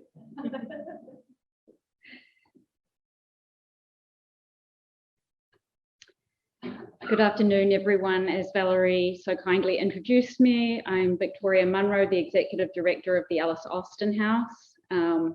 This has been a truly wonderful weekend, my very first time in Iowa. As you can hear, I have an accent. For those of you that don't know, I'm originally from New Zealand, but I've been living in America for 25 years, fairly much all of which spent living in New York City. Today, I'm standing here to give you a presentation that I wrote 2 years ago. And we're essentially in a very different world. And a lot of things have happened at the Alice Austen House. Oh, we need. Can you speak up better into the microphone? How is this? Much better. Great. So, and video is okay if I'm over here? Great. So yes, we've experienced a massive amount of change. And, you know, this idea of home and what that means to us has become incredibly significant, I think, in lots of different ways. And I really want to acknowledge all of the presentations of my colleagues this weekend and the various notions of home and connection for artists to home, and how that's made me think of so many different things in relation to my own presentation. So I'm quite lucky to be having this Sunday positioning. And, you know, it's time for a little lesbian period drama. So this is the Austen House.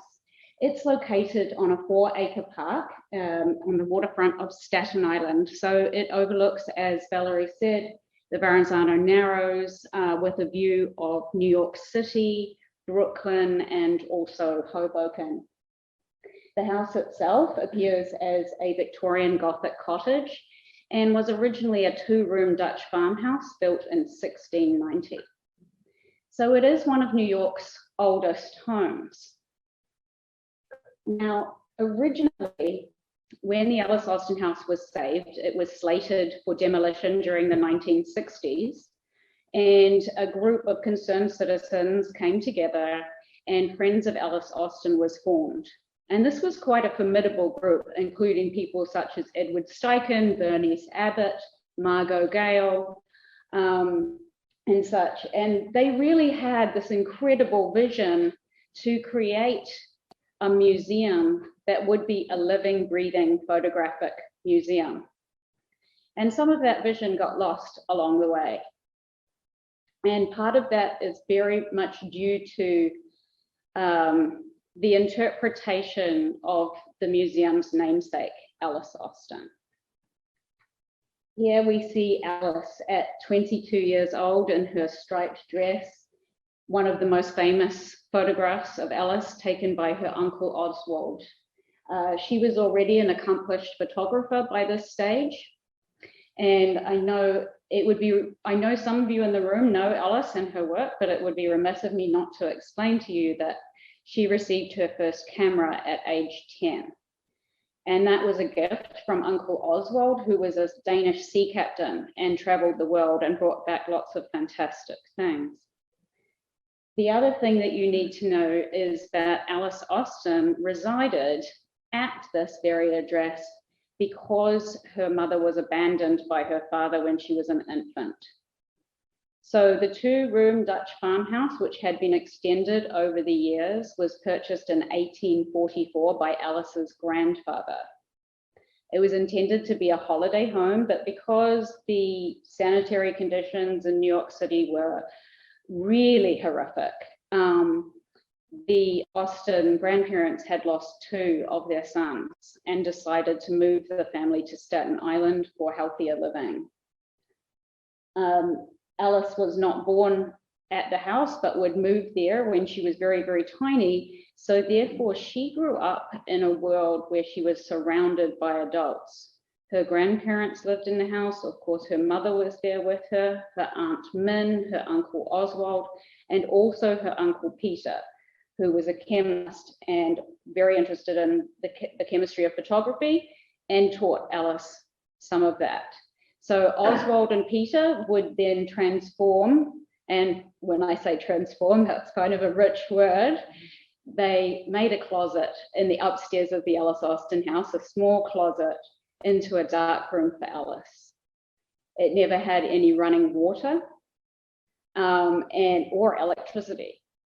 So Alice Austen left us a legacy of around about 8,000 photographs of a changing New York City.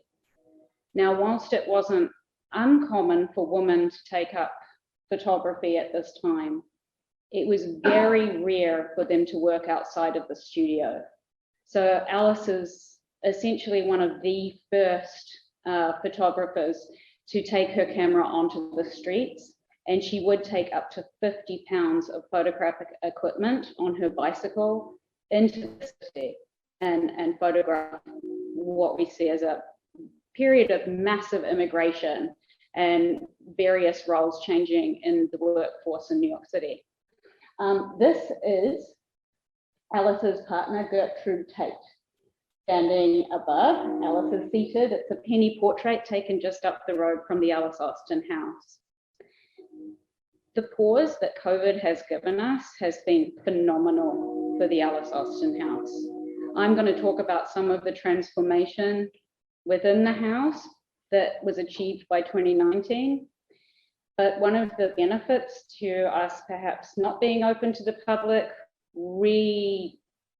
distributing labor amongst our staff, has meant that we've been able to achieve projects within our collections and understanding of Austen's life that we had always wanted to do, but had always been chasing our tails.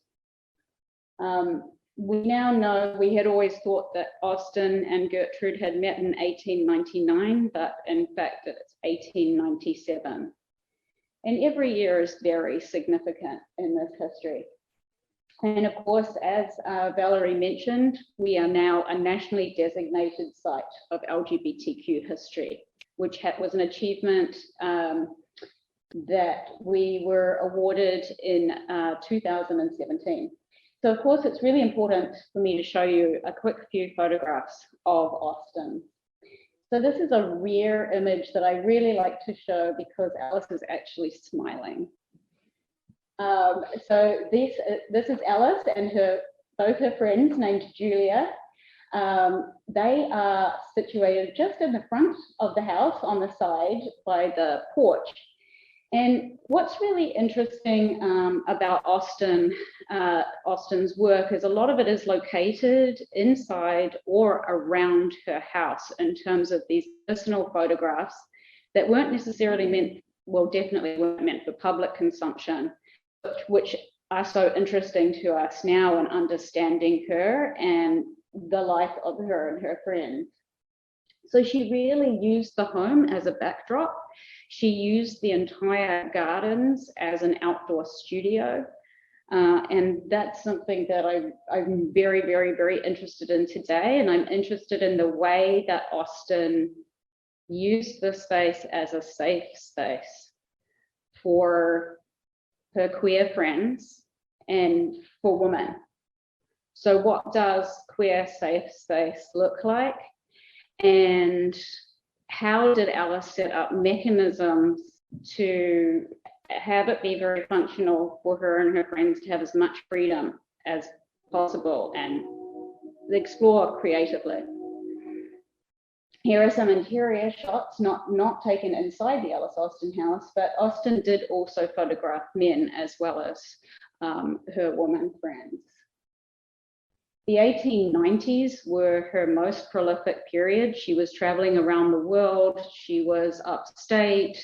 She was having multiple relationships with women. Very interestingly, a wonderful photographer named Jeb, who some of you may have heard of, said, well, now that you've outed Alice and Gertrude, you get to talk about bad Alice. What did she do before the 56-year relationship? So this is Alice and her friends. They were called the Dance Club, nicknamed so because they did not allow men into their clubs. And this is on the edge of the lawn at the Alice Austen house. The photograph in petticoats and short skirts, incredibly irreverent, with fake cigarettes, is actually taken in the rectory of St. John's Episcopal Church, just up the road from the house. In fact, the church where Alice was christened. And Alice takes multiple photographs of her friends in affectionate poses, and often switches each member and tries all different compositions, a lot of them with a very Victorian eye towards geometric shapes that the bodies form. But impressively, you know, the garments, the neckties, these people would have had to have posed for quite a long time. So she really has this very distinctive eye. But what is incredibly clear after going many scholars, but also including myself, working for years and years with Austen's work, is you know very definitively when you're looking at an Alice Austen photograph. This is a photograph of her relatives on the beach. I love this composition. And here's Alice perched on a fence post to capture the moment of a race, a motor car race. Alice was the first woman on Staten Island to own a car, and she knew how to fix it. She rolled with a toolkit. And looking out at the photographer who's taking this photograph is Gertrude Tate. And it's like they're sharing a joke. You know, look at what Alice is doing. This photograph is referred to in Heresies, which is a publication that came out. It's Heresies #3, and it was the lesbian art issue. Anne Novotny published an essay. Now, any of you that have done any research into Alice Austen, tried to find books on Alice Austen, might realize that there's really only one book that came out in 1976, and it's by Anne Novotny. Anne Novotny was a lesbian researcher and author, and she could not have published Alice's World had she outed Alice in that book. She did say that it was her hope that people understood that Alice was in a loving relationship with Gertrude Tate when they read the book. But what she did do was, in that same year, was publish a multi-page article in the lesbian art issue, which included a notation about this photograph and this very, insider joke that seems to be going on with Gertrude and the photographer. And just quickly to say, Alice Austen also photographed the quarantine stations, which again have come up as a very intense and sensitive issue during our own quarantines. She photographed them for 10 years on Hoffman and Swinburne Island. She was employed and paid to document the sanitation facilities, which were, of course, a new technology, and her works were displayed at the Buffalo World's Fair in 1901. So it's triplefold, so many reasons why Austen's work is not necessarily acknowledged in the way it should be. And one of the reasons here I'd just like to say is that a lot of writers have said that she had no ambitions for a professional career. I think otherwise. Austin accepted paid work for her photographs. She went back for 10 years to these islands. She photographed people on the street of New York City, which she called street types. She copywrote her photographs. She self-published a book called Street Types of New York City. She also sold photographs of her travels to her friends, and we have letters documenting them paying her. So I would say that that's very wrong. And I do know that there's some new scholarship that's coming out and being published that does not really acknowledge this and puts Alice back very much in this amateur category. And one also has to remember that the word amateur had a very different meaning in Austin's time. So now we talk about some of the wrong pathways and areas where, you know, the Austin house had lost its way a little bit, more than a little bit. They stopped acknowledging any of Austin's life and activities and friendships and the meanings of those friendships and their interpretation of the house and the site. And it was really only the queer community that acknowledged the truthful history of Alice Austin. And there was a very well-known march down Highland Boulevard. They hung a dike preserver on the lawn, and Barbara Hammer actually included it in her film, The Female Closet. So how did we start to change? One of the things that did happen for us, obviously, was that other groups took more and more of an interest, and there was obviously a change in board leadership that became more open-minded at the Alice Austin House. So it was really an achievement of the New York LGBTQ Historic Sites Project and the National Park Service to rewrite and amend the national designation for the house to become a site of LGBTQ history. At that time, the only things that the Alice Austin House was actually doing was allowing inclusive weddings to happen on the lawn and allowing the Pride Center to have their coming out picnic. That was it.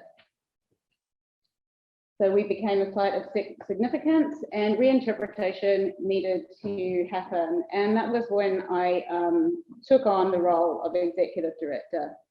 There was plans for a complete renovation of the galleries, and you do not need to look at this slide closely. It's simply to show all the areas of interpretive space that could be gleaned from the galleries. So this is what the dining room looked like when I started working at the Alice Austin House. It was filled with antique furniture, none of which was Alice Austin's. Alice was evicted from the house, Alice and Gertrude, in 1945. So most of her possessions were lost. Therefore, we don't have a large material collection from what was in the house before. So the board had used a photograph of Alice's dining room and attempted to recreate it. What this did was, you know, it took up the entire space, but you might notice that there is only one photograph in this room and it doesn't have a tag. This is the reinterpretation. We're able to cover several of the themes of Austin's work, allow full classroom groups into the space, and also display Alice's camera and really tell some of the history of her involvement with photography and the types of glass plates that she worked with. This is the dining room, the parlor before. So we only had 2 historic rooms in the house. And this one also only had 3 of Alice's photographs on display. I think in total, there was around about 15 to 20 photographs in the house of Austin's. When I first visited the Alice Austin house, when I left, I did not know that Alice was a photographer, and I did not know that she was a lesbian. As a queer photographer and artist, that might have meant a lot to me. And today, the entire entry has been, we've exploded the photographs just for this purpose to sort of create an entry voice. And because we don't have Alice Austen's voice, we have a lot of other letters to her. It was really important for me to use quotes from some of these letters, but also from contemporary authors and scholars and people that have experienced the space, so that we become a site of active storytelling. And that is really where we are at today. So all of our programs were redesigned, rewritten to be inclusive of Alice's story, placing Alice and Gertrude front and center, really focusing on all of the work. And that's programs whether they're taught, K through 12 and to adults. We work specifically also with gender sexuality alliances and SAGE populations, which is queer seniors. And then we have 2 contemporary galleries at the Alice Austen House. There's 3 shows that are presented per year. And of course, as an effect of COVID, we now have virtual tours that you can see all of those shows from the last few years. So this is the show that was the opening exhibition in 2019 when we reopened the spaces. And believe me, I know if you've worked in a historic house, I was on the end of a paint roller to get this through. And also just a note, we are a Parks Department, New York City Parks Department owned property. So Friends of Alice Austen, the nonprofit, works to preserve the property, raise funds, runs all the programs, and realistically, without these friends groups, the New York City 23 sites would fall into the ground. So what happened during COVID? My park, 4 acres. It was full. Everyone was looking for a seat outside. One of the things I really struggle with museum spaces is whether or not people feel welcome to come in. Of course, we've all done countless DEI trainings, talked about this, how to become more welcoming spaces, but I felt at the end of the day, watching everything that was happening with COVID and my doors were closed, did I really need to make it that much more welcoming to have them come in the museum, or was it that I wasn't recognizing the park as the cultural anchor it needed to be? So reinterpreting the exterior. This requires many, many voices. So I worked with the Pratt Graduate Center for Planning and the Environment. Over the last year, I had an IMLS grant to work with also non-traditional scholars to really look at what the barriers are to the park, physical, but also interpretive things that need to actually happen in the park. Like if you come to the park, people don't actually understand, because I don't even have a sign that says this is the Alice Austen house once you're in the property.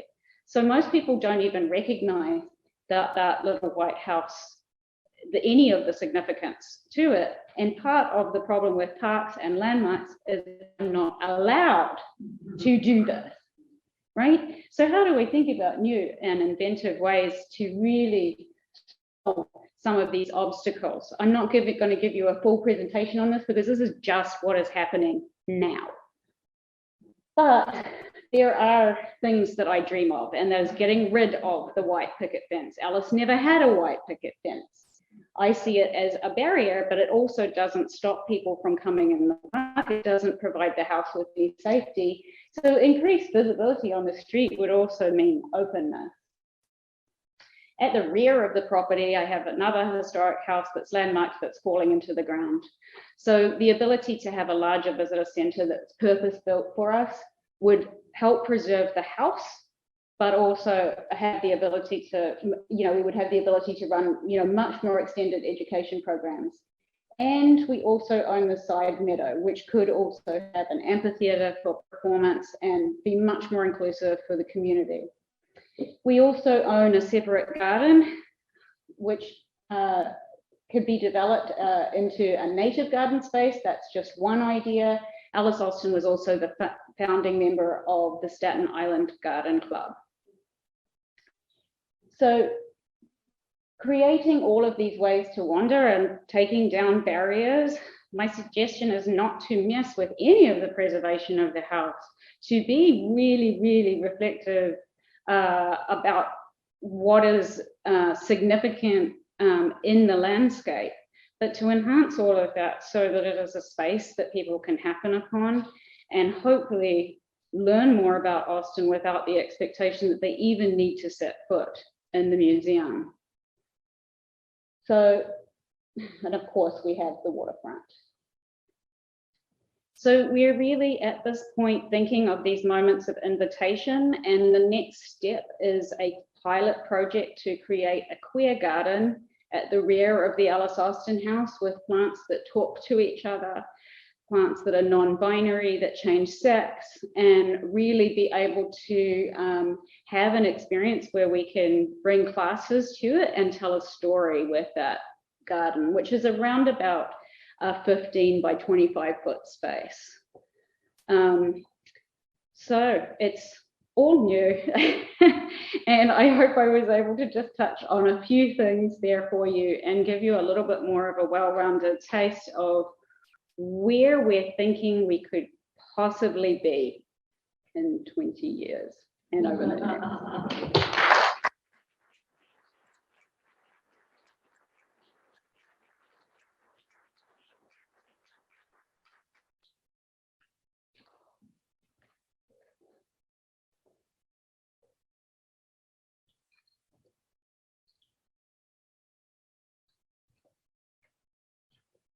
Good afternoon, everyone. Can you hear me all right? Okay, good. First of all, I feel a bit like a caboose that's been trailing after this wonderful, wonderful excursion. We've had so much to learn, so much to absorb, and I'm really grateful to Sean for hosting this event, to Maura for putting it all together, a miracle, and to Haas for co-sponsoring it. What I'd like to do is to give you a little insight into the property of Jackson Pollock and Lee Krasner, which is located in East Hampton, New York, in a community, a very small kind of backwater called The Springs. There's a little controversy over whether it's actually The Springs or Springs, but I have chosen The Springs because I'm Orthodox. As the steward of the Pollock-Krasner House and Study Center, the former home and studio of Lee Krasner and Jackson Pollock, I believe that understanding the relationship between the artist's surroundings and their creative practice is crucial to interpreting their abstract imagery. Actually, I think I'll go back to that first slide so you can get a sense of what the landscape looked like. This photograph was taken by Martha Holmes in 1949, so it shows you the openness, and that little body of water behind them is called Accabonac Creek. By relating their paintings to the indigenous context, viewers can appreciate the strong influence of that place on their artistic vision.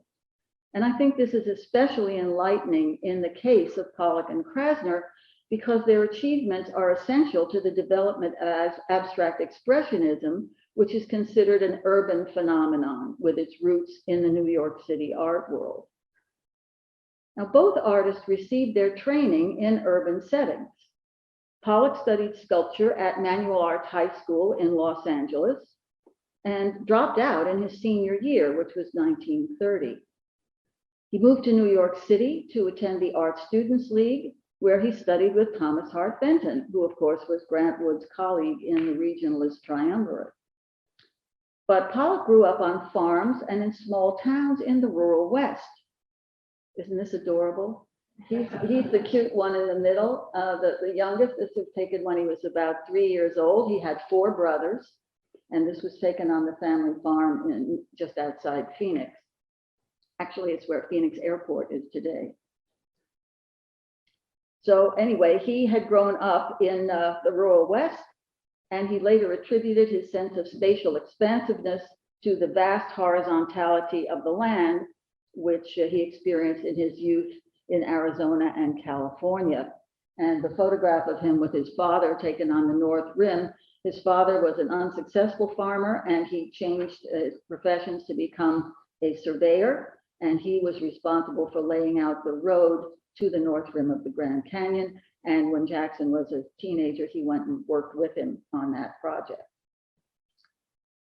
Although he later downplayed Benton's influence and disingenuously dismissed him as, quote, a strong personality to react against, unquote, Pollock gained not only technical know-how from Benton, but also an attitude toward the source of artistic stimulus that would remain with him long after he outgrew his teacher's approach to representational subject matter.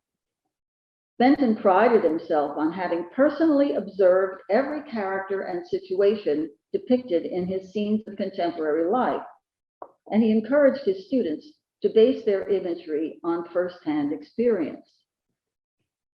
Now, Pollock took that to heart, but for him, experience provided the springboard rather than the subject. Even after rejecting Benton's regionalist aesthetic, transitioning through the influences of Mexican muralists, surrealism, and Picasso, and developing his distinctive personal style of all-over abstraction, Pollock stayed faithful to that approach, only he turned it around. Instead of picturing what he experienced, he expressed how he felt about his experiences, often in response to natural phenomena. Although Krasner was born and raised in Brooklyn and attended high school and art school in Manhattan, she described her East New York neighborhood as rural, not a city. And this Jerome Avenue, or Jerome Street as it was known then, is the street that she grew up on. She was actually born in Brownsville, but the family moved to East New York when she was quite small, and that's where she attended school. And there she is on the porch of their house in Brownsville, in East New York, with her sister Ruth. This is Lee and this is Ruth. On her way to elementary school in the early 1920s, she walked past yards filled with beautiful flowers. I loved it, she recalled. A backyard with irises and wild daisies, bridal veil and lilac, and roses on all the fences and in the backyards. She later credited that experience as the origin of her nature-inspired imagery, which would not develop until after she left the urban environment in the mid-1940s. Krasner created no landscape paintings as such, or if she did, none has survived. Her initial training at the Cooper Union and the National Academy of Design was highly traditional, based on figure study from casts and live models, or herself if she didn't have the money for a model. And here you see a self-portrait that she painted in the basement of her parents' home. She is holding a little flower, and behind her is a fern. So you can see there is some nature reference there. But this was done under the direction of Leon Kroll, who was one of her teachers at the Academy. However, she had an epiphany in 1929 when the Museum of Modern Art opened with an exhibition of paintings by leading European modernists. As Krasner's nephew, Ronald Stein, remarked to me, that's when Lee stopped going to temple and started worshiping at MoMA. Needless to say, this newfound enthusiasm did not go down well with her instructors at the Academy, one of whom went so far as to advise her to, quote, go home and take a mental bath. And you can see this very Cézanne-inspired still life. That's an example of her transition to modernism. And here's another example, modeled on a very, very similar Matisse of 1915, I think it is, that was in MoMA's collection. Krasner left the Academy in 1932, and Pollock finished his training with Benton the same year, by which time the Great Depression had devastated the economy. With over 25% of the workforce idle, opportunities for young emerging artists to forge careers were virtually non-existent. Fortunately, thanks to various government employment programs, especially the WPA Federal Art Project, which ran from August 1935 through early 1943, they and many of their contemporaries were able to develop as artists throughout the period. And these are just a couple of examples of the type of work that they were doing while they were on the WPA. But in 1937, while earning her weekly WPA paycheck, Krasner enrolled in the Hans Hofmann School of Art and learned the principles of Cubism, which she applied to figure studies and still life arrangements, as well as non-objective mural designs for public buildings, none of which were executed. She joined the American Abstract Artists and exhibited her neo-Cubist paintings in their annual group shows. In late 1941, she and Pollock were invited to participate in an exhibition of American and French paintings. At that time, his work was, as his brother Sanford described it, abstract, intense, evocative in quality. When Krasner saw it for the first time, by her own account, she was bowled over, those are her words, not only by its emotional intensity, but also by its innovative character. And this painting, which is now in the Tate Gallery in London, is the painting that Pollock submitted to that exhibition of American and French paintings. The one of Krasner's, which was very like the one I just showed, is now lost.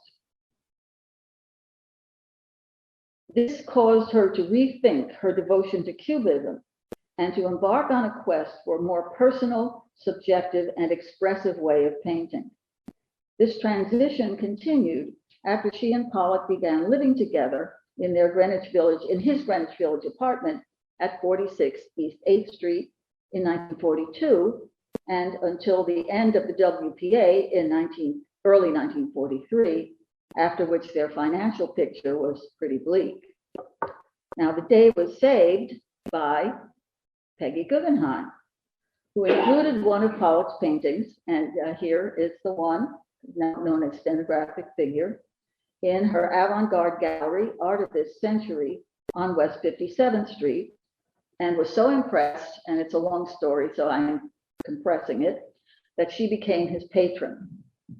His contract with Guggenheim provided a $150 monthly stipend and, famously, a mural commission for her Manhattan townhouse, and that mural will return to the Stanley Museum, University of Iowa, when it reopens on August 26th, and an annual solo exhibition at the gallery starting in November 1943. Within a year, Pollock went from being an unknown artist with no prospects to the protege of one of the foremost collectors and promoters of modern art. To say that this put him under pressure is an understatement. And to release that pressure, he drank. Pollock had been a heavy drinker since his teenage years and had been treated on and off for alcoholism and depression throughout the 1930s and early 40s. Now, the periodic binges that made him unreliable and exacerbated his mood swings threatened to derail his nascent career. And here he is at the home of Thomas Hart Benton on Martha's Vineyard. Benton became more than just a mentor to him. And even after he no longer was associated with Benton, he would periodically visit and also contacted him right up until the time of his death. So Benton was really a seminal figure in his development. And I think that that's often underplayed, but we really have to acknowledge Benton's influence. So Krasner, who had put down her own ambitions in order to promote him, not that she stopped painting, but she just didn't promote herself, was desperate to keep Jackson on track. But it was an uphill battle in the thick of the New York art world, where diversions as well as drinking buddies were plentiful. Now, fortune smiled on them in the summer of 1945, when they accepted the invitation of their friends, Reuben and Barbara Kadish, to share a beach shack on Louse Point in the Springs, a rural backwater 5 miles outside the village of East Hampton on eastern Long Island. And this is, at the time, it was just a fisherman's shack with no plumbing or water. And it had, it was pretty much just a leaky roof place to sleep. But now this cottage just recently sold for over $1 million. So it shows you how times have changed.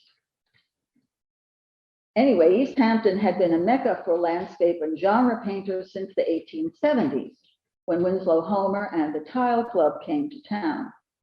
In 1883, Lippincott's magazine dubbed it the American Barbizon, where the Art Students League had established a summer outpost and critiques were held in the village hall. The first custom-made studio residence was built for Thomas and Mary Moran in 1884. And the studio, as it's known, is a National Historic Landmark and a Haas member site.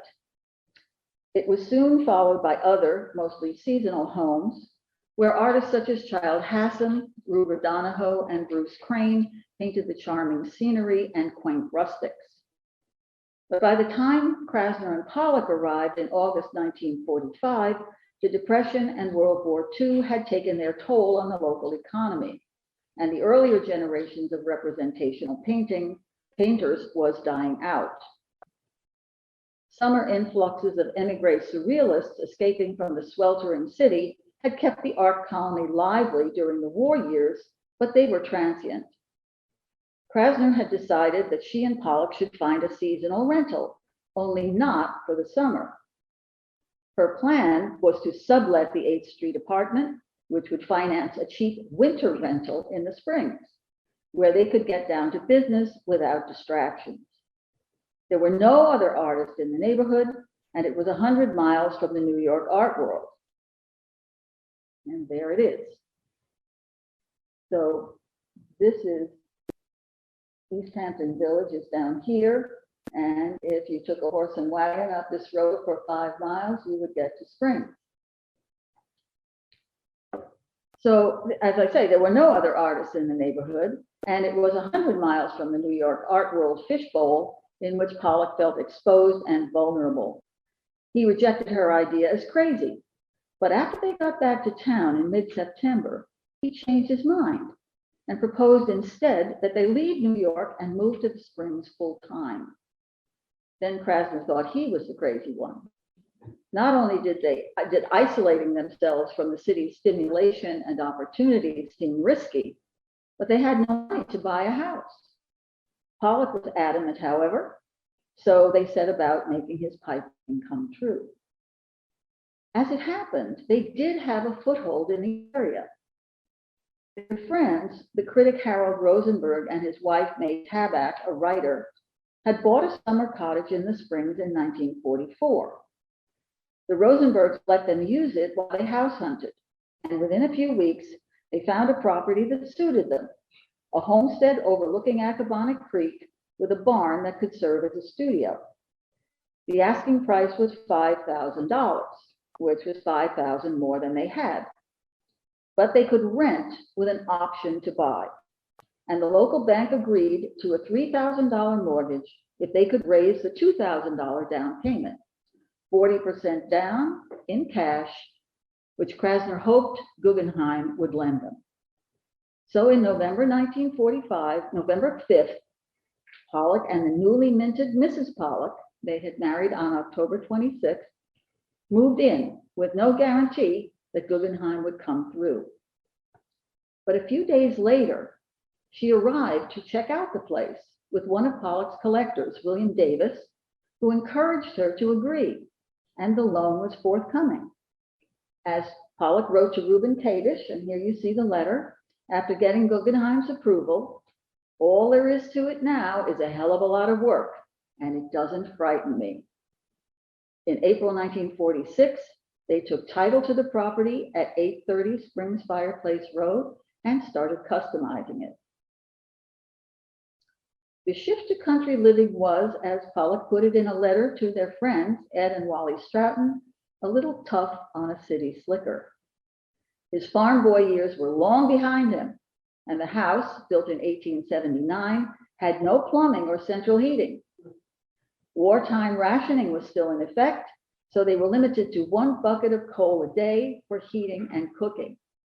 And an interviewer once asked Lee, well, what did you do when you ran out of coal? She said, we went to bed. They also had to use wood, which Pollock reported burns like paper at $21 a cord, at a time when $21 was about half a week's wages. Thankfully, his new contract with Art of this Century, oh, I should point out, here's the coal stove. And this thing on the side, this is where the hot water was cooked. So thankfully, his new contract increased his monthly stipend to $250, and their mortgage payment was only $37.98 a month. I think I hear some groans in the audience. So that as their bank records show, they were able to afford what they needed, even if the Springs house didn't provide the comforts they were used to in their Greenwich Village apartment, like steam heat and an indoor toilet. But in spite of the hardships, especially during the first winter, there were compensations. Writing to her friend Mercedes Natter not long after the move, Krasner described the, quote, trials and tribulations of trying to get settled, unquote, but added, it's very beautiful out here. Pollock echoed that observation in a note to the Straughtons, written in June of 1946, to report that he was having the barn moved to open up the view to Accabonac Creek. The country is wonderful, he declared, and asked, when are you coming out? In August, confirming the date for their visit, he informed them, we have a boat and a goat. The most significant advantage was quickly apparent in their work. The isolation, which could have been stultifying, had the opposite effect, and both artists experienced bursts of creativity that signaled new directions. The transition was remarkably rapid, especially given the conditions under which they were working. Krasner staked out a space near the Franklin stove in the back parlor, probably the warmest room in the house, and this photograph was taken a little bit later. But Pollock's studio was upstairs in an unheated bedroom, only about 10 by 14 feet. Eat your heart out, Grant Wood. I mean, but it has a north window and another one facing east toward the creek, and that's the view you see here from the upstairs window. Although the view was partly blocked by the barn, and if you look here, you see this concrete pad? That is the original barn floor. And then there's a lean-to section over here that had a dirt floor. And after it was moved over to the north side of the property, that was simply left in place. So the block, although the view was partly blocked by the barn, it evidently had a positive effect on Pollock's imagination. The first group of works he painted in that room became the Accabonac Creek series, a collective title that Pollock himself applied. While their individual titles don't relate to the body of water, which is what you see in the back there, or the surroundings, there are hints of nature influence in constellation, bird effort, and magic light. His imagery was still pictographic and symbolic, but the series is notable for its bright palette and looser structure as compared to the darker, more congested compositions he was creating right before his move. It's as if the expansiveness of the field and the salt marsh and behind the house and the broad coastal vistas at the nearby bay and ocean infuse his imagery with color and light. The Accabonac Creek series was quickly followed by Pollock's Sounds in the Grass series, a transition to all-over jet abstraction, using thick impasto to build up lively surface textures. Here, the painting's titles refer directly to the intangible natural phenomena that inspired them.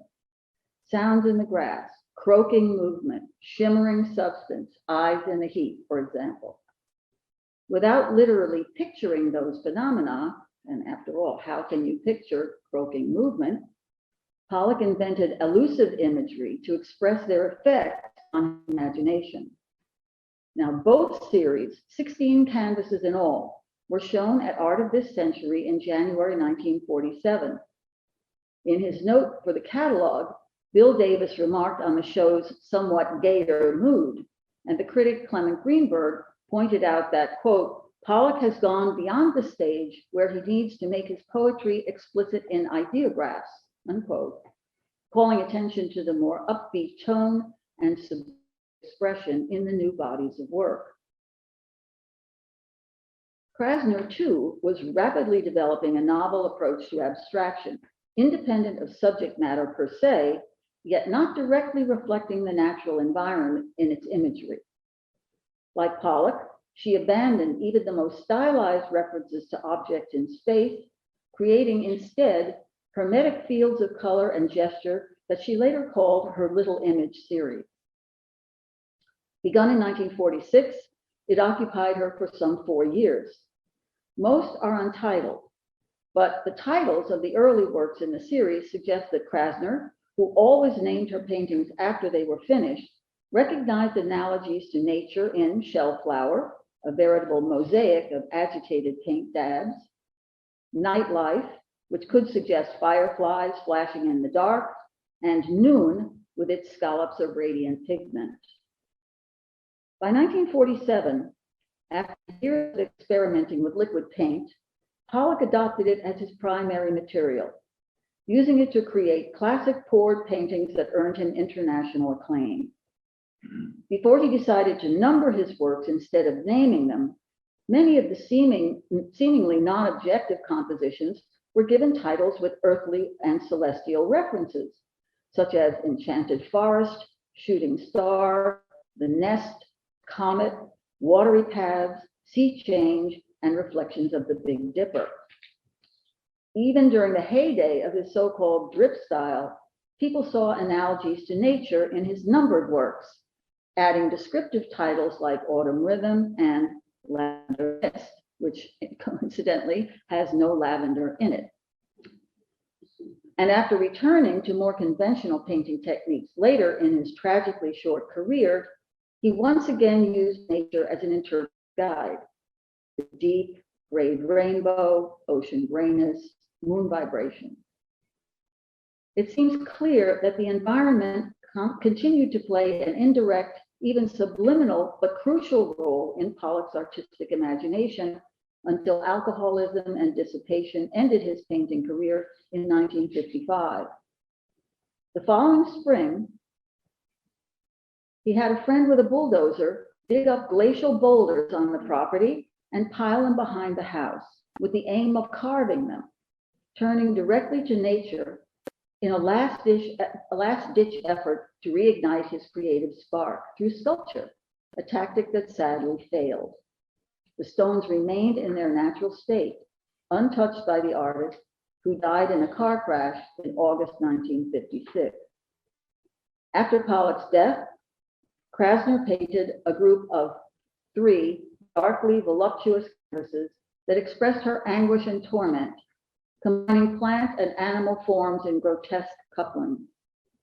They seem to have served a cathartic purpose, for in 1957, during her first summer working in Pollock's former studio, while still mourning his loss, she began a series of upbeat, nature-inspired abstractions.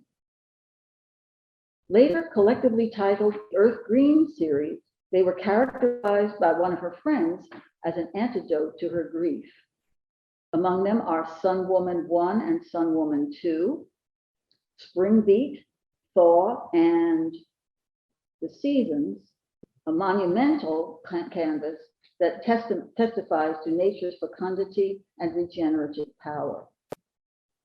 Throughout the rest of her career, and she died in 1984, Krasner would maintain that she could not imagine herself, as she put it, outside of nature. It was part of her, just as she was part of it, and it profoundly informed her creative vision. Although she had a studio in the city, the Springs environment continued to serve as a source of inspiration and imagery, which tended to manifest itself even when highly stylized. She often turned to others to name her paintings, and those who did came up with titles reflecting a range of natural phenomena, from the darkly turbulent cobalt night and night bloom to the lively pointillistic flowering limb and August petals. And I should point out that in 1953, Krasner suffered a broken arm. She fell and broke her right arm, which was her painting arm. So in order to paint, she actually devised a strategy of holding her hand with her left arm and painting, which is one reason why her style became so agitated like that, rather than the sweeping strokes that she was able to do when she had free range of motion, which she ultimately did again. There was a seed series in 1960, as well as a major canvas dedicated to Gaia, the Greek goddess of the earth. Her final painting, Morning Glory, finished 2 years before her death, incorporates the first line of a poem of that title by Howard Moss and directly paraphrases the plant's flower and leaf shapes. Visiting the Pollock-Krasner property today, it's easy to see why both artists blossomed, if you'll forgive the pun, in this environment. Away from the art world's influence, they responded spontaneously to their surroundings, internalized and synthesized those impressions, and invented new ways of expressing their subjective responses. In 1946, when Pollock said the country is wonderful, he could hardly have imagined just how full of wonder it would be. Thank you.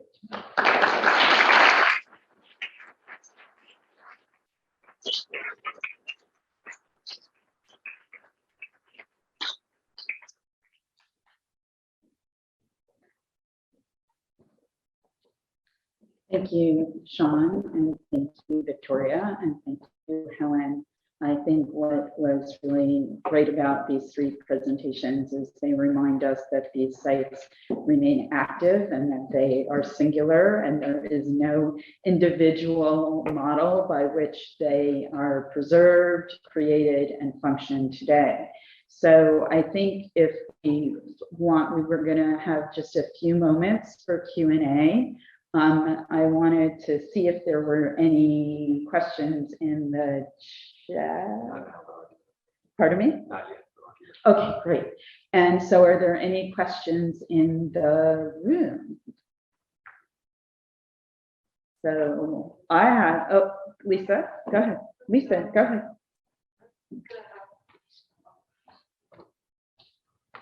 These are fabulous presentations. Thank you.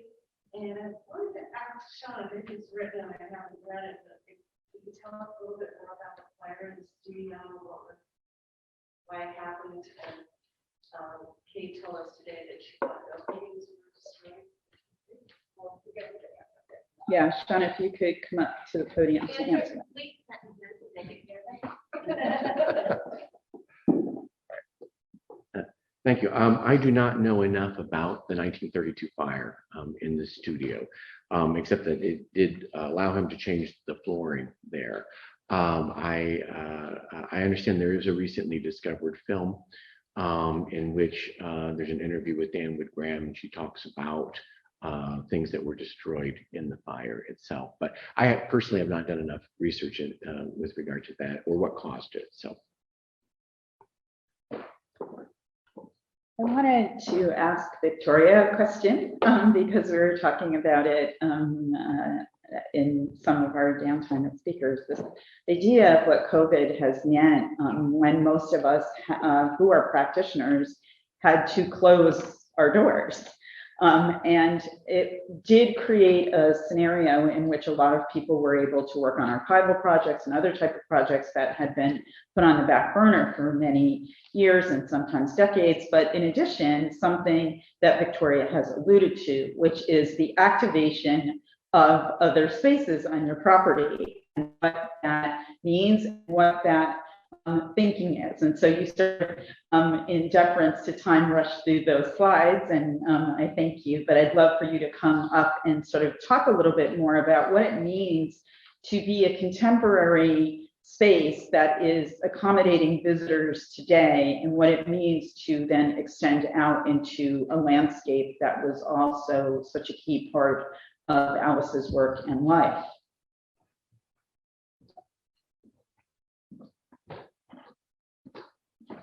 Thanks, Valerie. And yeah, sorry I ran out of time there a bit, but you know, it's really the idea of sort of working through being inclusive in the interior and inclusive of everyone's histories and stories, and Alice's complete story.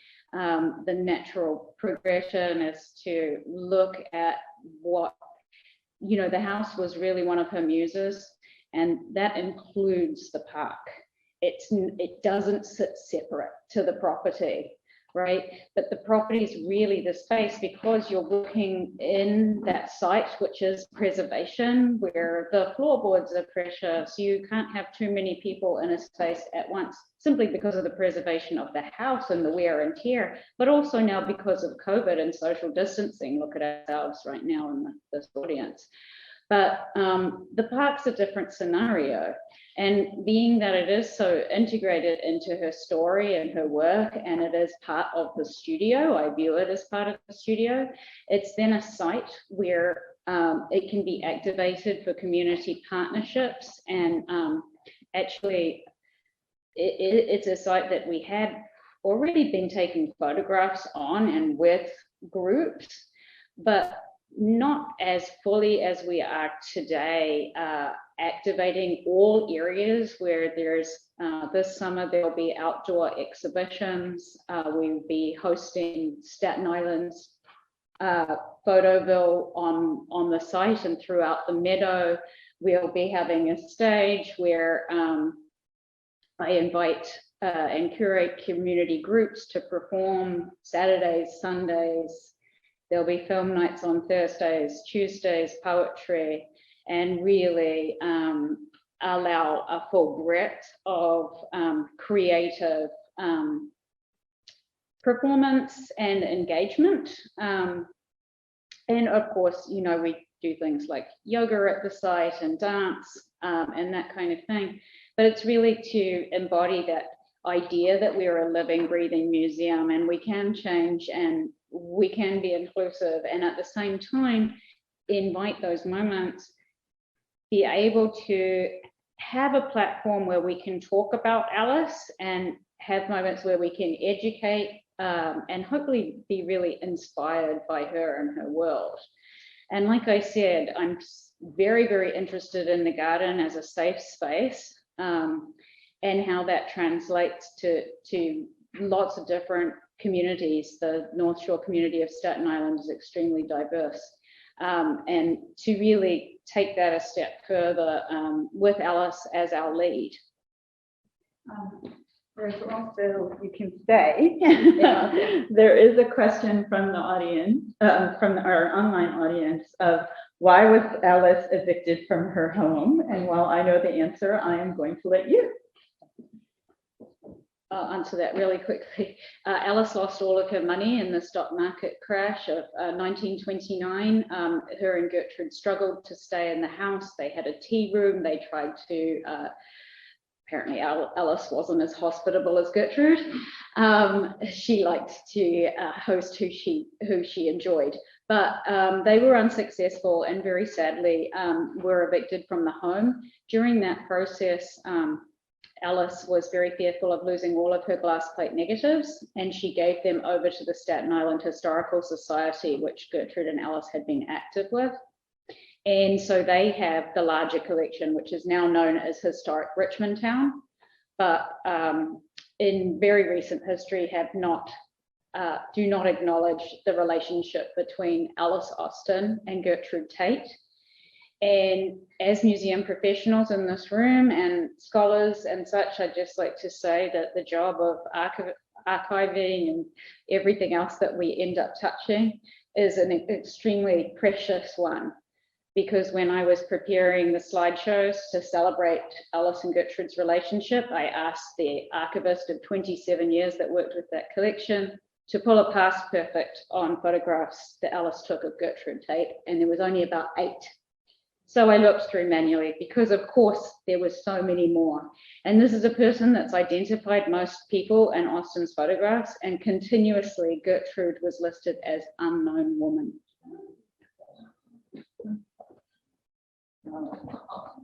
Thank you, Victoria, for bringing it back to something that we discussed earlier in the conference. Yes. I have a question for Helen. Great. I'm sorry. Helen, can you tell us if Krasner foresaw the home as a museum? It's not exactly a museum, but a pilgrimage site.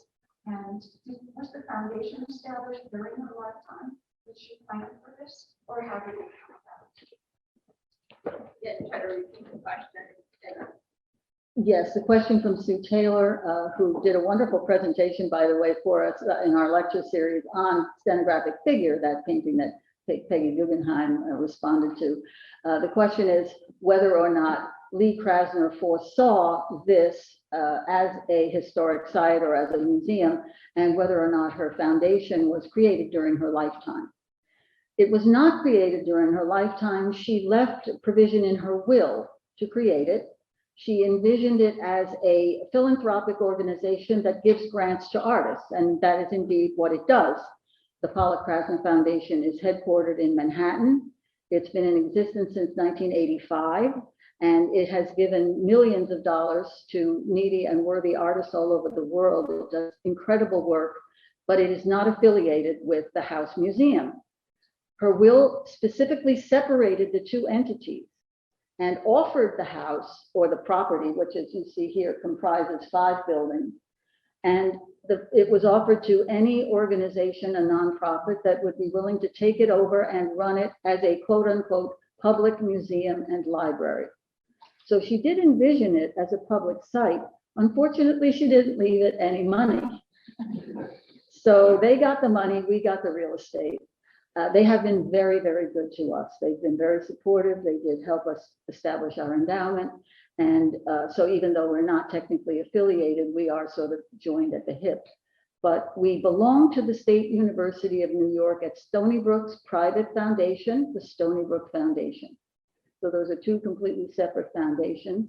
And the Stony Brook Foundation took over the deed to the property in 1987. And the museum was opened in 1988. And it comprises the house. There at the rock pile back behind it. This is an automobile garage. All 5 buildings were original to the property. This is a little utility building that is now our museum store. Behind it is another utility building that was an extremely important piece of equipment, the outhouse, now decommissioned. We actually have a restroom over here in the garage. One with a flush toilet. And this is the barn that was moved from the area over here to the north end of the property to open up that view to Accabono Creek. And inside the barn, the major change that we made was to remove a floor covering that had been installed in 1953 when Pollock had the building winterized. So that covered the wood floor that he had installed after it was moved, on which is the residue of all of his most famous poured paintings. He used that surface from 1946 until it was covered in 53. And then after that, it was just a white, and again, he used masonite. He, like Grant Wood, liked masonite, a nice firm surface, but he had these baseball games that his brother had made on masonite, and there were a lot of them left over. So that's what they used for floor tiles. They were very frugal. They never threw away anything that was remotely useful. So that was put down on the floor in 53, painted white. The walls were painted white. So instead of it being a rough wooden structure, as you see in the photographs of him, the famous photographs of him at work, it became a clean white cube. We took up that floor covering and revealed all of the colors and gestures from his most famous paintings. And on the walls, you'll see the remnants of Krasner's paintings. She liked to tack the canvases up and work vertically. So you'll see the remnants of Gaia, Portrait in Green, Memory of Love, and all these other pictures that she painted in that space. It would actually reflect the 2 of them quite significantly. And we have a virtual reality tour that returns some of those paintings to the studio. You put the headset on, you feel like you're in the space, the wood walls come back, the paintings come back, and then the paintings come back on the walls as it was in the 1960s. So it is not the real thing. We don't present it as such, but since we don't own their art, it's the only way we can actually expose people to the art in the environment where it was created. And it's very effective. People really enjoy it. It's expensive, but we got a grant. Ellen, tell us, or your audience maybe, since I emphasized in my talk earlier about the journey to get to the site. How do your visitors, because I suspect we have some Iowans here, know where you are exactly. So how do your visitors find us on the internet. That's how everybody finds everything these days. But we're in a resort area. East Hampton, of course, is a famous resort area. And one of the things you have to be prepared for when you come is the traffic. Now, we're open from May to October, so the best time to come is in May and October, because in the summer, the local roads, like if you've ever been to the Cape, you know what I'm talking about. There's one road in and you're on it. So that can be a little bit challenging. But as you can see, our parking is quite limited. And with COVID, again, it makes us rethink things because we, by necessity, and I think, you know, all of us who run historic sites have had to really, you know, take a step back. We have decided to go by reservation only.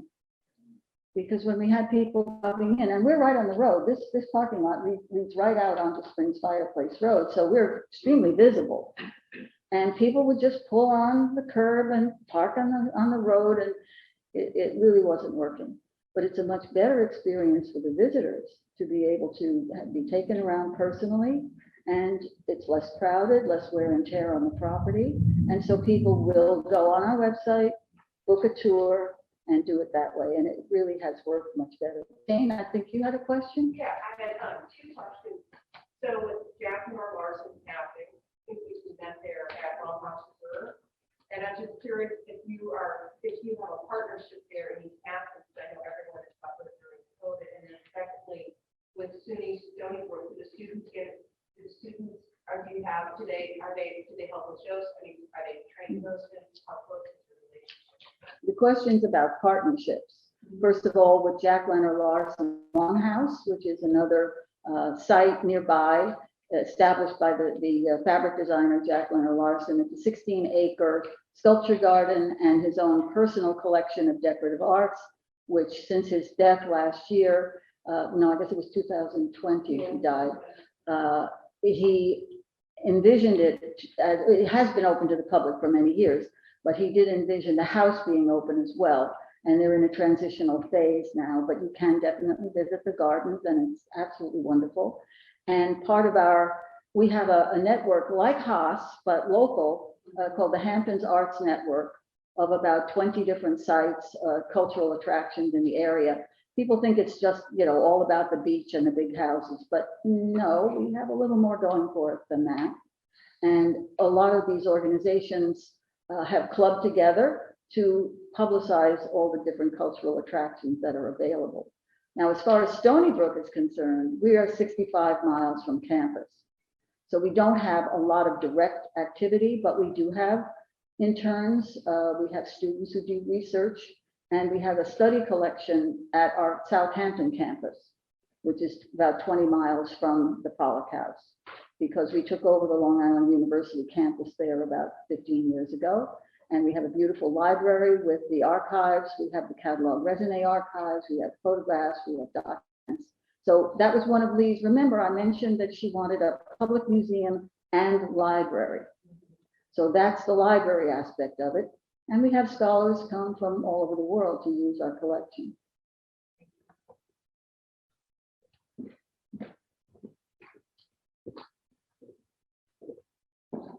We'll get the last one, Lisa. we'll let Lisa ask Helen or whoever privately, but let's go to the gentleman right here. I have a question about storytelling, specifically the management of storytelling at these great places where artists do some of the things, stories that people repeat back to other people when they say old. And I'm curious because there's a short version you write in a brochure, a long version you write in a book. Scholarship, visitors come with stories, and so there's this interest in stories, and so I'm wondering how that's managed. And I'd like to start with Victoria because I'm curious. I noticed that visitors often, the Austin House, been creating TikTok videos. They've gone viral, and they're great videos, and they're very interesting. So, are you prompting some of those efforts or some of those from staffers? Because it just seems like people are so excited about sharing stories from the Austin reinterpretations. Yes, so all of the programs are grounded in storytelling. So there is a lot of prompting and support for it. being able to make connections and teaching and creating programming in a way that is accessible to all. And so that's what you're seeing. And certainly that very viral TikTok was an offshoot from a podcast that I was the very first person that was interviewed for Someone Lived Here. But yeah, the site is extremely inspirational too. So yeah, we try to help that along with the storytelling.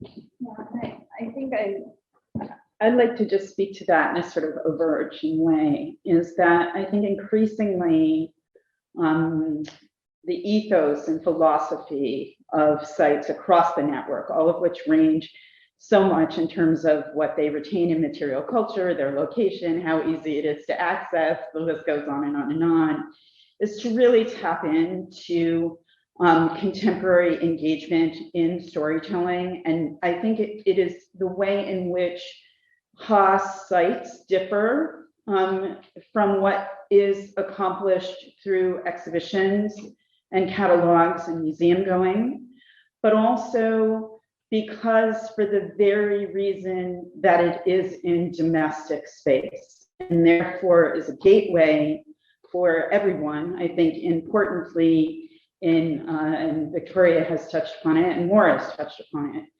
we have all sought to reevaluate how we commune with our personal space, how we will commune with it in future, which is really just, we're starting to unpack. And so these personal, singular environments that were the hub of so much life lived. Remember, these artists were living in real time. We silo them in segments of art historical inquiry or periods of interpretation. But when you go and you stand there, there is that connection back to the personal and the connection back to one's own experience. And I think that coupled with the fact, this is what I always say about Haas sites, the creativity is in the DNA, and it's still there. In a place like Grant Wood's studio, where it is represented in all its materiality, because you see the things that he created to live and work, sometimes in process, like on the Pollock Krasner floor, sometimes by linking inspiration, like the photographs, to specific spaces that you encounter in Alice Austin. There's something else that happens at Haas sites. And this, to me, is what I would like you all to think about when you go and contemplate whether you would like to make a pilgrimage close or far, is that spark and that life lived and the confluence of those two things together resides in actually every single person. And when we're small, we embrace that about ourselves and we don't question it. But as we learn, and in my instance, it was the violin, which I pursued for a very long time, even with like important musician instructors from Juilliard, but at a certain point, you make a decision about whether you're going to be an artist with that capital A in air quotes, right? And when we make that shift, we often put all of those aspects of ourselves aside and we start to question them. From, should I paint the wall this color?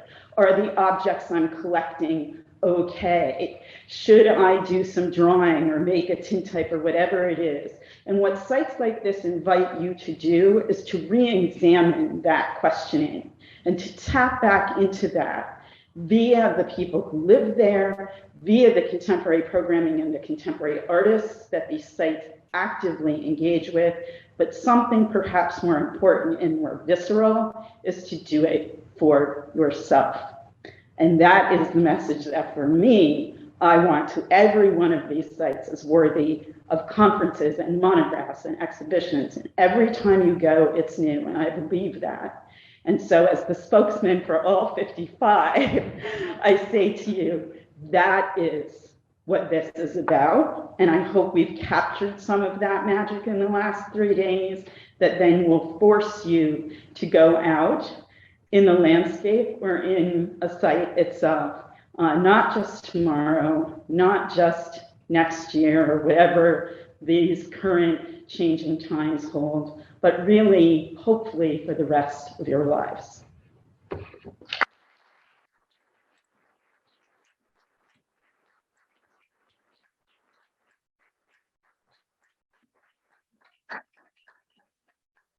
What a perfect way to end this weekend. This has just been phenomenal, and I love all the feedback we've been hearing amongst each other, and it just, before I forget, there's one last thing that is going to be taking place downstairs. Valerie's book, and it's really Hawes's book in many ways. I mean, she championed it, right? But it's all about everything we've been talking about, and it is available downstairs, and she'll be available to sign them. And also just check out the museum store because it's wonderful. I have to do a few last minute thank yous because I've gotten so much credit from the stage, and I'm like, well, it wasn't alone.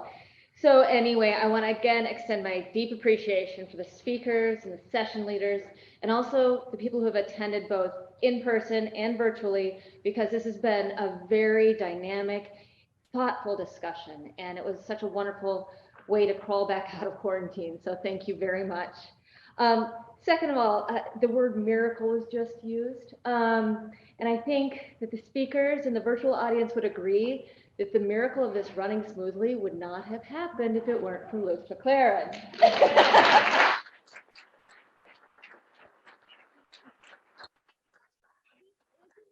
Job. Jim asked for a favor. I met him on Thursday, and oh my goodness, so thank you so much. Next, I'd like to thank Jim Hayes and the National Advisory Board, especially the committee that was planning this, that selected the papers, that through their networks gathered these amazing scholars and professionals in this arena.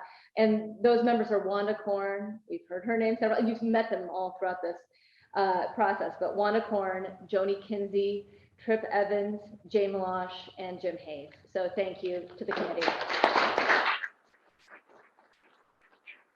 And finally, this event wouldn't be made possible if it weren't for the support with support from Haas, the Cedar Rapids Museum of Art, and the Iowa Arts Council. So thank you again, and thank you guys for coming. This has been wonderful.